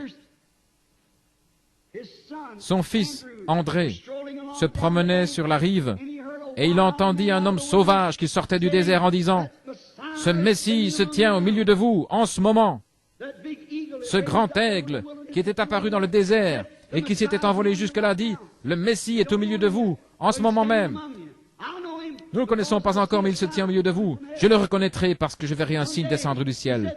Un jour, il déclara, « Voici l'agneau de Dieu qui ôte le péché du monde. » Cet homme s'en alla trouver son frère et lui dit, « Simon, je veux que tu viennes là-bas. Nous avons maintenant trouvé le Messie. » « Oh, André, tu sais mieux que ça. »« Oh, je sais, mais cet homme est différent. Où est-il? D'où est-il venu? Jésus de Nazareth. Cette méchante petite ville? Oh, il ne pourrait pas venir d'un endroit méchant et sale comme ça. Viens seulement voir. » Un jour, finalement, il le persuada de venir. Lorsqu'il arriva devant ce Messie, Jésus, qui se tenait là, en train de parler aux gens, il lui dit, « Ton nom est Simon, et tu es le fils de Jonas. » Ça fit son effet. Il reçut les clés du royaume. Pourquoi? Il savait que cet homme ne le connaissait pas. Et comment le connaissait-il, lui, et ce vieux père pieux qui lui avait enseigné de quelle façon croire le Messie? Il y avait un homme qui se tenait là, appelé Philippe. Oh, il devint très excité. Il connaissait un autre homme avec qui il avait étudié la Bible. Il s'en alla de l'autre côté de la colline et le trouva là, dans son oliveraie. Il était agenouillé en train de prier. Ils avaient eu ensemble beaucoup de leçons de la Bible. Il arriva donc là-bas et lui dit, après qu'il eut terminé de prier, « Viens voir qui nous avons trouvé. Jésus de Nazareth, le fils de Joseph. C'est lui, le Messie que nous attendons. » Je peux entendre Nathanaël dire, « Philippe, tu n'es pas parti dans la mauvaise voie, n'est-ce pas? » Oh non, certes non. Maintenant, laisse-moi te raconter. Tu sais que nous avons étudié la Bible ensemble. Et qu'est-ce que le prophète a dit que le Messie serait? Un prophète. Tu te souviens de ce vieux pêcheur appelé Simon, chez qui tu as acheté du poisson et qui n'a pas suffisamment d'instructions pour signer son nom? Oui, bien sûr. Il est arrivé là-bas, tu sais quoi? Ce Jésus de Nazareth lui a dit qu'il s'appelait Simon, a changé son nom en celui de Pierre, ce qui est un petit caillou, et lui a dit qui était son père. Eh bien, il dit, je me demande, quelque chose de bon pourrait-il sortir de Nazareth? Il lui a dit, ne parlons pas de cela. Viens seulement voir. C'est une bonne idée. Viens voir. Voici donc Philippe qui vient avec Nathanaël. Et Jésus se tenait probablement là en train de parler et de prier pour les malades dans la ligne de prière. Et lorsqu'il arriva à l'endroit où Jésus se trouvait, Jésus le regardait et dit, « Voici un Israélite dans lequel il n'y a point de fraude. » Maintenant vous dites, eh bien c'est par la manière dont il était habillé. Oh non, tous les orientaux s'habillaient de la même manière. Ils auraient pu être un Syrien, n'importe quoi d'autre. Une barbe, un vêtement. Il dit, voici un Israélite dans lequel il n'y a point de fraude. En d'autres termes, un homme honnête, sincère. Eh bien cela dégonfla un peu Nathanaël, qui lui dit alors, Rabbi, ce qui signifie maître, Rabbi, d'où me connais-tu? Comment savais-tu que j'étais juif? Comment savais-tu que j'étais honnête, que je n'avais pas de fraude? Il lui répondit, avant que Philippe t'appelât, quand tu étais sous l'arbre, je t'ai vu.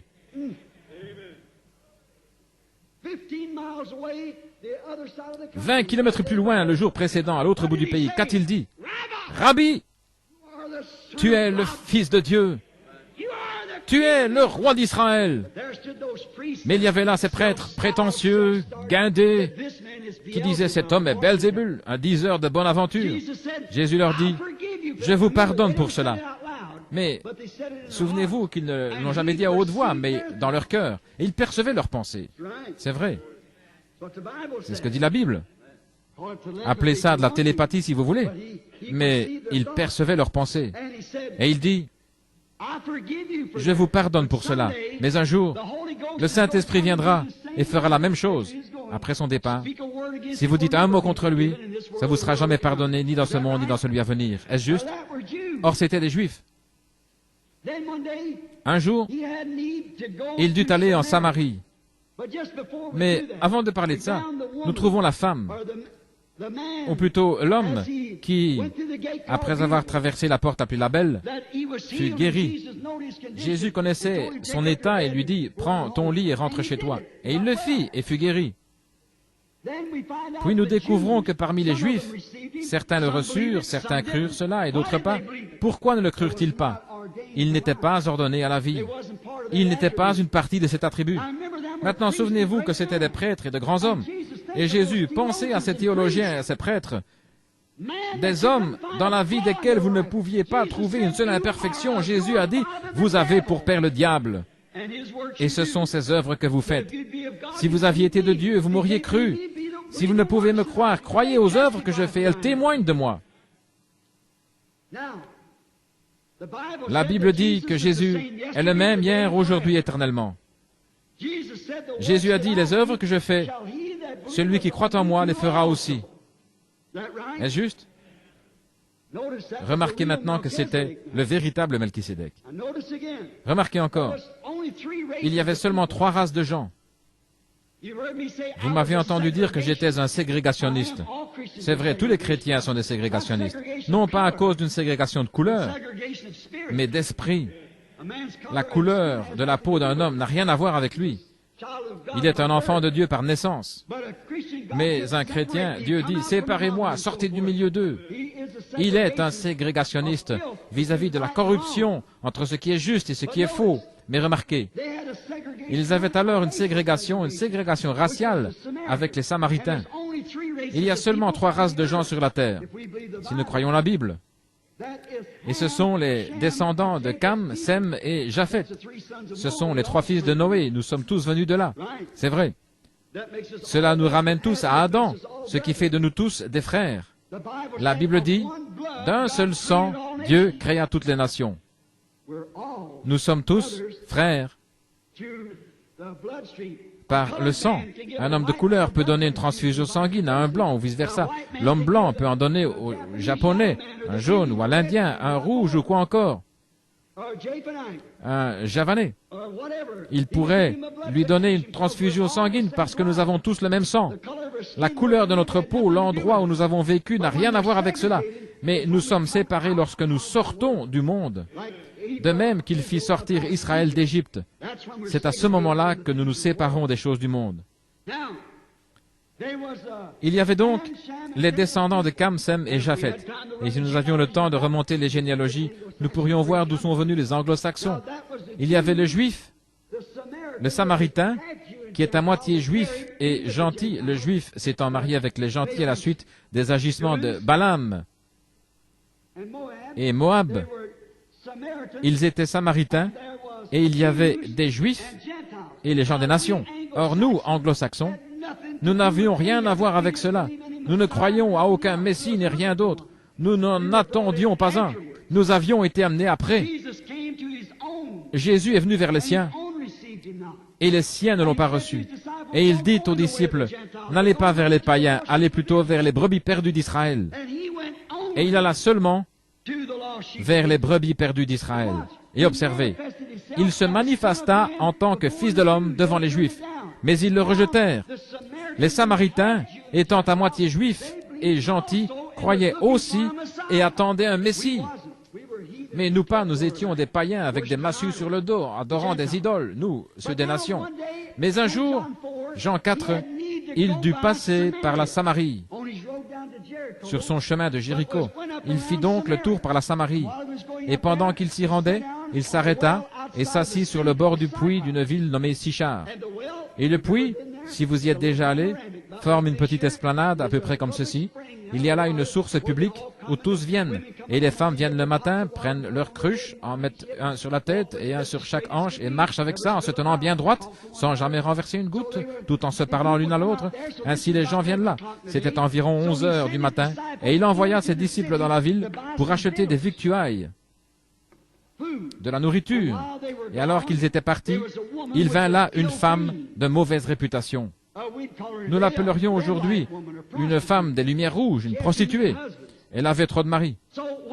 Ainsi, alors que Jésus était assis là, cette femme sortit vers les 11 heures. Voyez-vous, elle ne pouvait pas venir avec les vierges lorsque celles-ci venaient le matin chercher leur eau de lavage.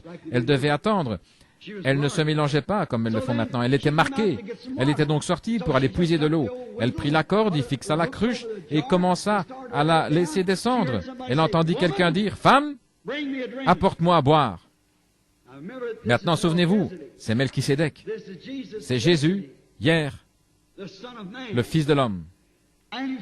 Elle tourna les yeux et vit un Juif. Elle dit alors, « Monsieur, il n'est pas convenable qu'un Juif demande quoi que ce soit à un Samaritain. Je suis une femme de Samarie.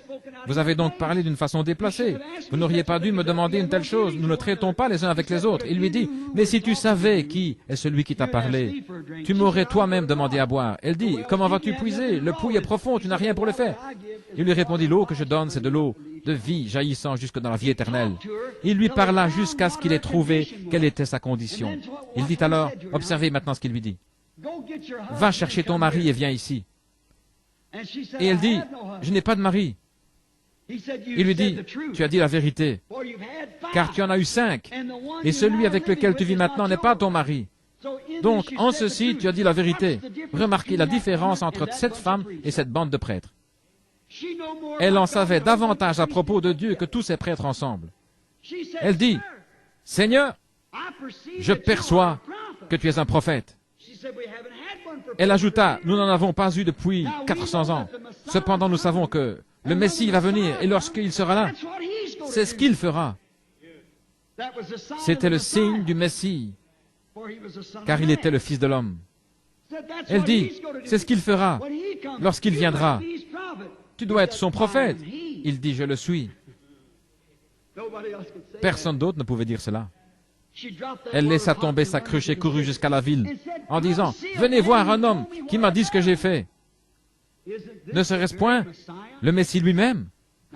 Maintenant, souvenez-vous, il a promis de faire cette même chose à la fin du temps des gentils. Les Juifs avaient eu 4000 ans pour attendre ce Messie. 4000 ans d'enseignement disant qu'il allait venir et ce qu'il ferait lorsqu'il serait là. Et ils manquèrent de le voir, ils manquèrent de le reconnaître. Et lorsqu'il se fit connaître conformément aux termes bibliques, il avait été une théophanie. Il devait ensuite chair et habita parmi eux. Ils manquèrent de le voir et appelèrent ses œuvres les œuvres du diable.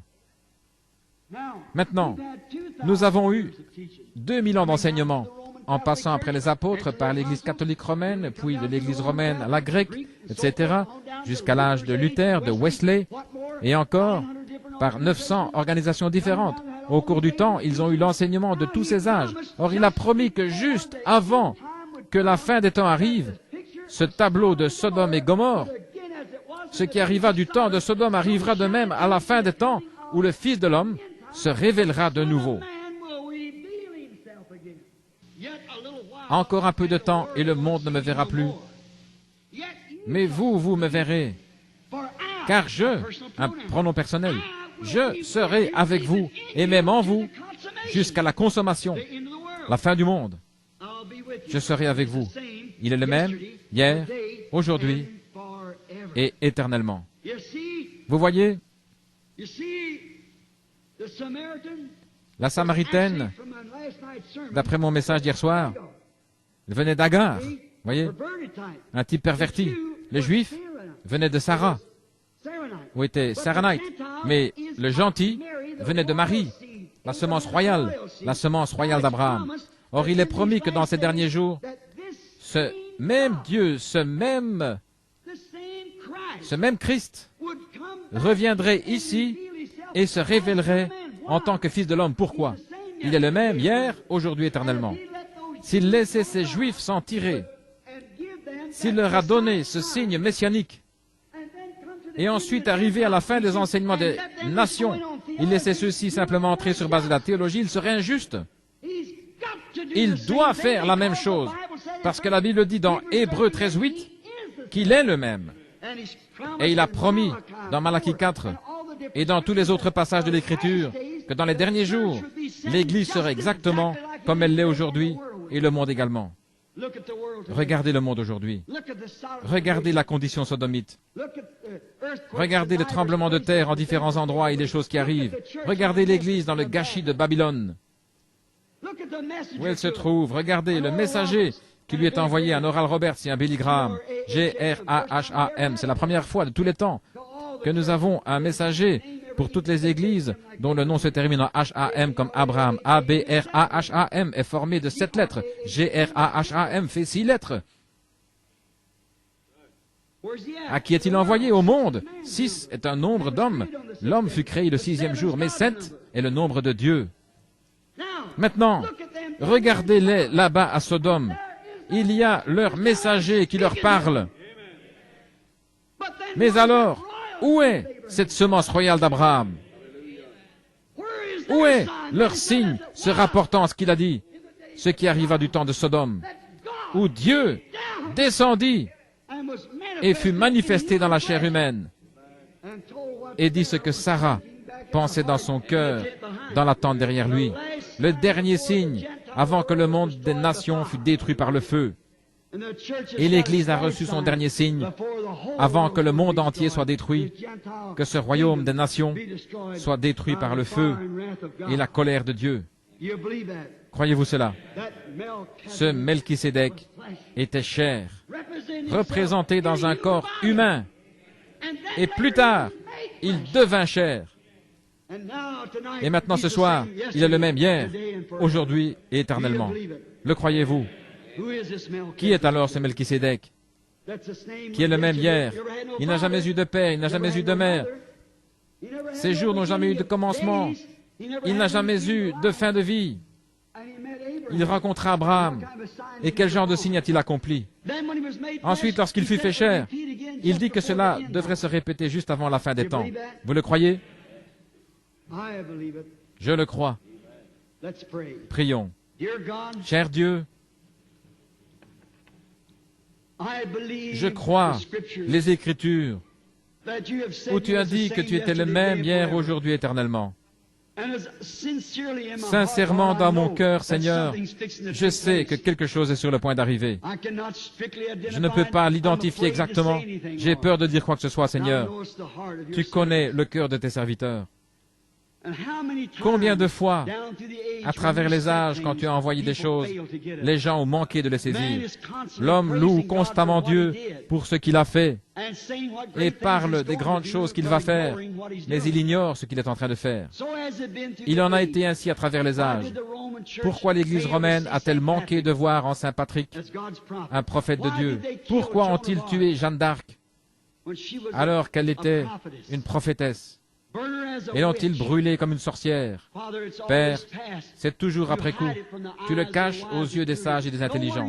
Ce n'est pas étonnant que tu aies dit à ces prêtres, vous ornez les tombeaux des prophètes, et vous êtes ceux qui les y mettez. Après leur départ, ils voient leur faute. Ils te persécutent toujours, Seigneur, en quelque forme que tu viennes. Je te prie ce soir, ô Dieu, de le faire encore juste une fois. Demain, il est prévu que nous allions à Tucson. Nous devons prêcher dans d'autres parties du monde et d'autres villes. Mais, cher Dieu, il y a peut-être des étrangers ici ce soir qui ont entendu prêcher des choses, mais qui ne les ont jamais vues manifester.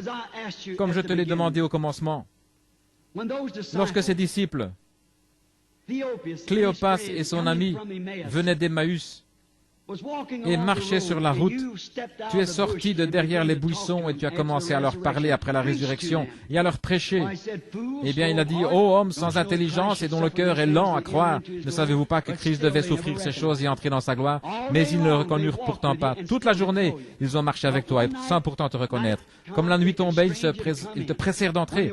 Lorsqu'ils furent dans la petite auberge et qu'ils eurent fermé les portes, alors tu fis quelque chose de semblable à ce que tu avais fait avant ta crucifixion. Et ils reconnurent que c'était le Christ ressuscité. En quelques instants, tu étais derrière le rideau, tu avais disparu. Et coururent tout de suite et dirent aux disciples, le Seigneur est vraiment ressuscité. Père divin, je crois que tu es toujours vivant. Je sais que tu l'es.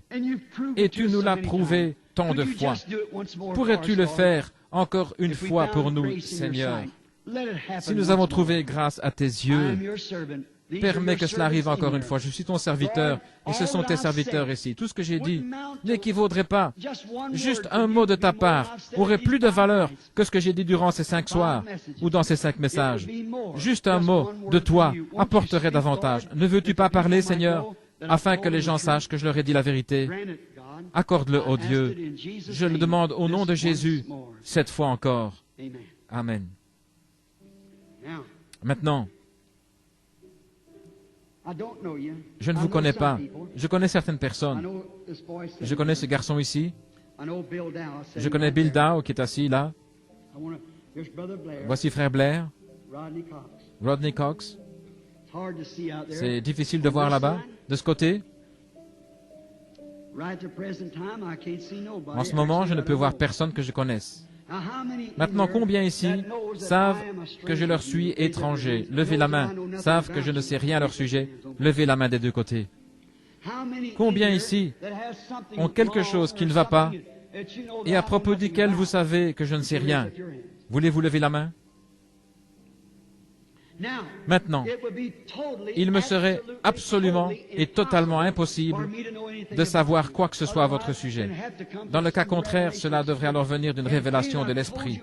Et étant donné que je vous ai dit tous ces soirs et ce soir encore qu'il n'est pas mort, il est ici et il a promis de faire la même chose. Et il a aussi promis que le temps viendrait dans les derniers jours où, selon Malachie 4 et Saint Luc, il apparaîtrait de nouveau dans une forme humaine parmi son peuple et ferait la même chose, révélerait les mêmes choses, le même signe messianique. Combien savent cela? Vous, lecteurs de la Bible, qui savez que c'est vrai, dites Amen. Ils doivent être tous des lecteurs de la Bible. Maintenant, je sais que c'est étranger aux gens aujourd'hui, mais pourtant c'est la vérité. C'est la raison pour laquelle ils ne reconnurent pas Jésus de Nazareth. Ils reconnurent le credo de leur Église, mais ils ne reconnurent pas lui. Cependant, il est venu exactement comme la Bible le disait. Non pas en tant que théologien ou prêtre, il est venu en tant que prophète. Et les siens ne l'ont pas reçu. Maintenant, si Dieu garde sa parole, et s'il se trouve que cela tombe sur quelqu'un que je connais, alors je prendrai quelqu'un d'autre. Voyez-vous, je veux quelqu'un que je ne connais pas. Maintenant, je désire que vous priez. Maintenant, regardez, il y avait une fois une petite femme qui avait une infirmité. Elle avait dépensé son argent chez les médecins, ils ne pouvaient pas lui faire de bien. Et elle dit en son cœur, si je peux toucher le vêtement de cet homme, je serai guéri. Vous vous souvenez de l'histoire? Ainsi, tous essayèrent de la retenir. Mais elle se faufila à travers les gens jusqu'à ce qu'elle touche son vêtement et puis elle alla s'asseoir. Maintenant, écoutez attentivement. Et quand elle a fait ça,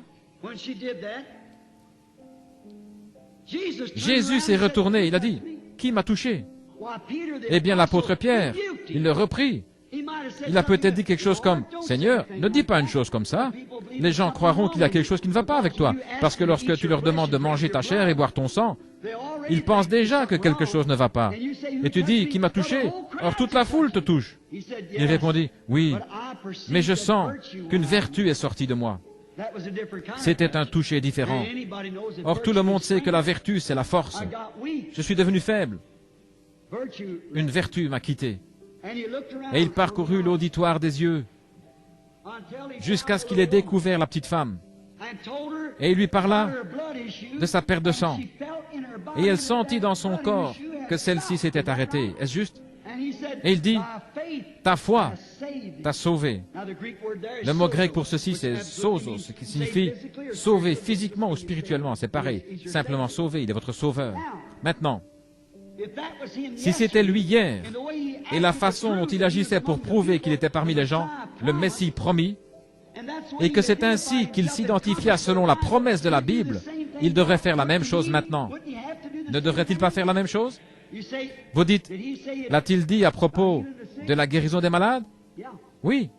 Le livre des Hébreux, la partie de la Bible que je viens de lire, dit que Jésus-Christ est maintenant notre souverain sacrificateur, qui peut être touché en ressentant nos infirmités. Combien savent que c'est la vérité?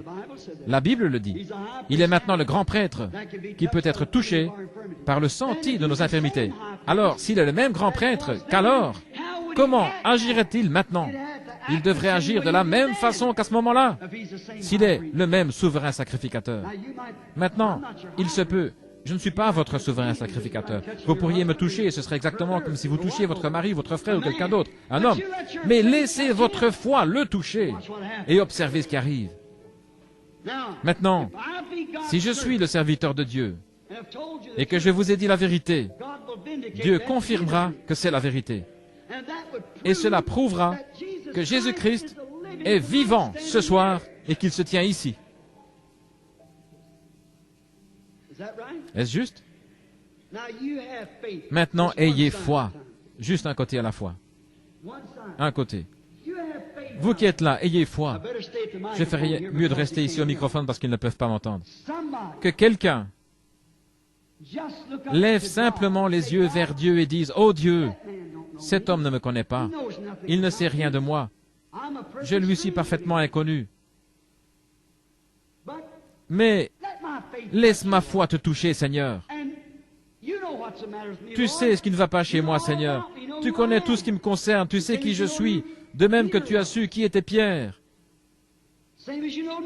qui était Nathanaël, et ce qui n'allait pas chez la femme qui avait la perte de sang. Et cet homme me dit que tu es le même hier, aujourd'hui, éternellement. Alors, Seigneur, laisse ma foi te toucher. Et s'il fait cela, et se révèle infailliblement ici, combien parmi vous croiront en lui de tout leur cœur? S'il le fait pour au moins une ou deux ou trois personnes, comme témoignage, que Dieu vous bénisse. Maintenant, Père Dieu, ceci est totalement hors de portée de tout homme. Cela devrait être un phénomène surnaturel. Aussi, je te prie de m'aider maintenant, Seigneur. Je suis entre tes mains. Fais avec moi comme tu le juges bon. Au nom de Jésus, Amen. Maintenant, ne soyez pas nerveux. Dites simplement, humblement et respectueusement, « Seigneur, je te servirai. » Et ce sera une vérité. Si j'arrive à toucher son vêtement, alors réponds-moi à travers cet homme. Cela me prouvera que ce qu'il a dit est la vérité. Est-ce juste? Combien ont déjà vu la photographie de cette lumière? Elle se trouve partout dans le pays. La science l'a prise et examinée. Or, il est ici maintenant même. Le même qui a parlé à propos de mariage et divorce. Le même qui était sur la montagne et qui a secoué les collines là-bas. Le même qui était ici au fleuve en 1933. Le même hier, aujourd'hui, éternellement. Il est le même.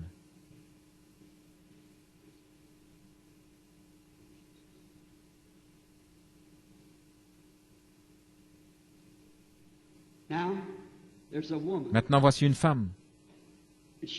Elle reconnaît en ce moment même que quelque chose est arrivé. Cette lumière se tient juste au-dessus d'elle. Elle est assise là, elle porte cette sorte de tricot vert. Je ne connais pas cette femme. Je suppose que nous sommes étrangers l'un à l'autre. C'est vrai. Croyez-vous que Dieu, vous avez besoin de quelque chose, et vous croyez que Dieu peut me révéler quel est votre problème? Et s'il le fait, vous saurez alors que cela doit être une puissance surnaturelle, parce que je ne vous connais pas. Et cela devra venir par quelque chose de surnaturel. Cela dépend de la façon dont vous le considérez. Vous pouvez vous ranger du côté du prêtre et l'appeler le diable. Vous pouvez vous ranger du côté du croyant et l'appeler Dieu. Quoi que ce soit, c'est de là que viendra votre récompense. Si Dieu me révèle quel est votre problème, l'accepterez-vous comme votre expiation pour ce problème? Je ne sais pas quel est le problème. Mais je sais, et vous savez que quelque chose est en train de se passer. Maintenant, laissez-moi vous dire comment vous vous sentez alors que vous saurez. Il y a une sensation de chaleur vraiment douce, confortable. Je suis en train de la regarder maintenant. C'est cette lumière ambre qui se tient près de cette femme. Et cette dame souffre d'ennui d'estomac. C'est une sorte de grosseur dans son estomac. Elle n'est pas d'ici. Non. Vous venez de loin, n'est-ce pas? C'est juste. Vous venez de Wisconsin. Est-ce juste? Bien sûr. Maintenant, vous êtes guéri. Votre foi vous a guéri.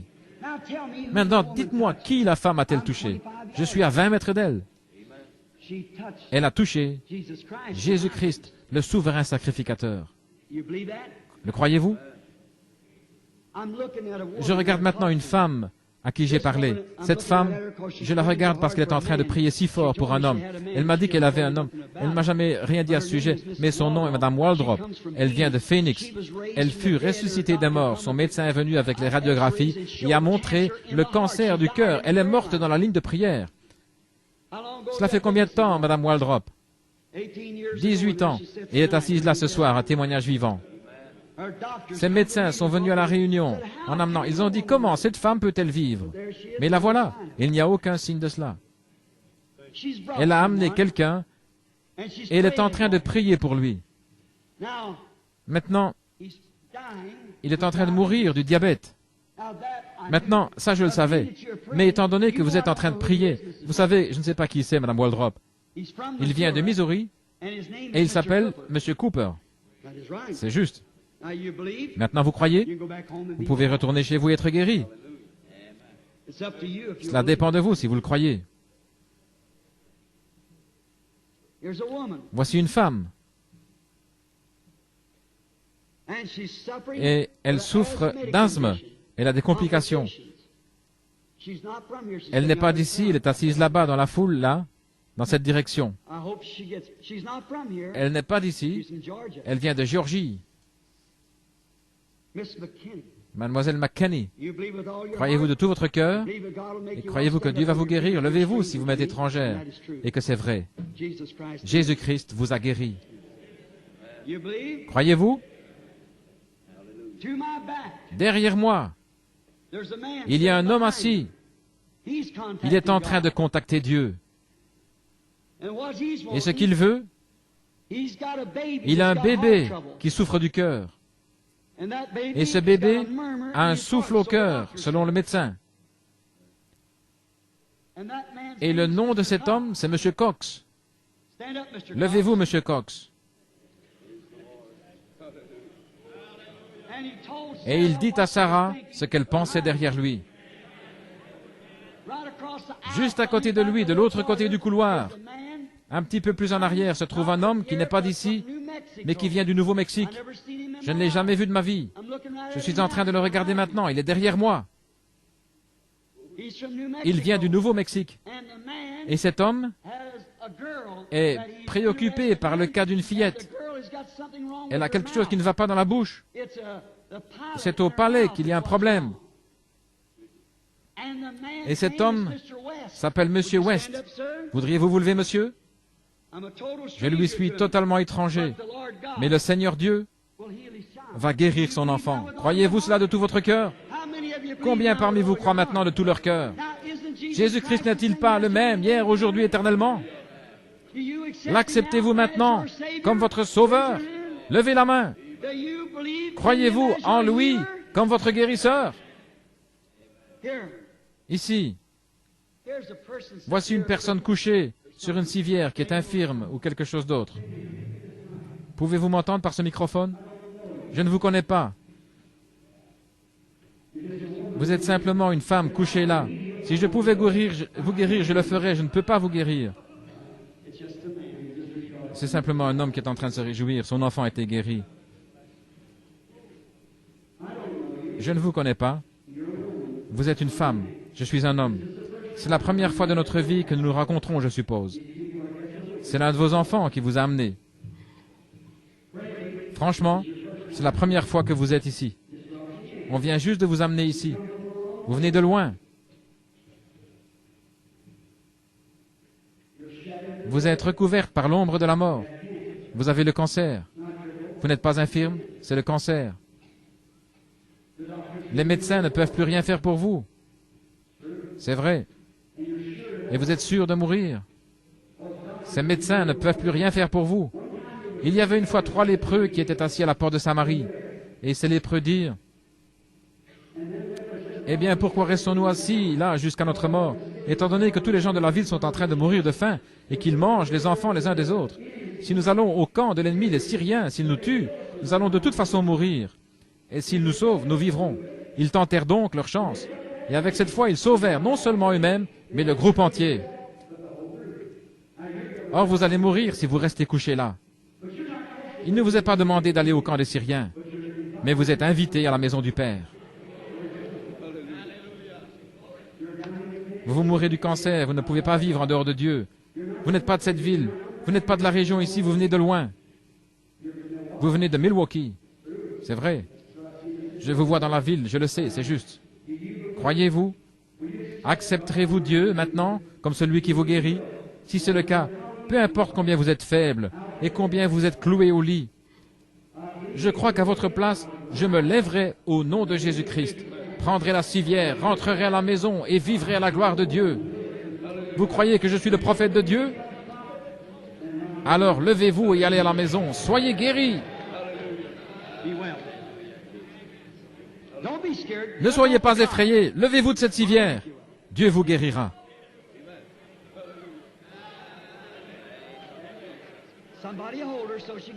Que quelqu'un la tienne afin qu'elle puisse se lever et recevoir de la force. Croyez-vous Dieu?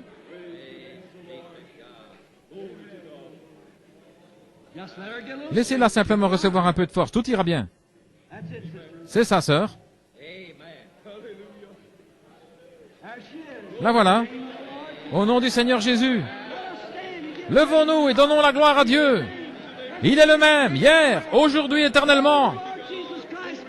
Que le Seigneur Jésus-Christ vous bénisse.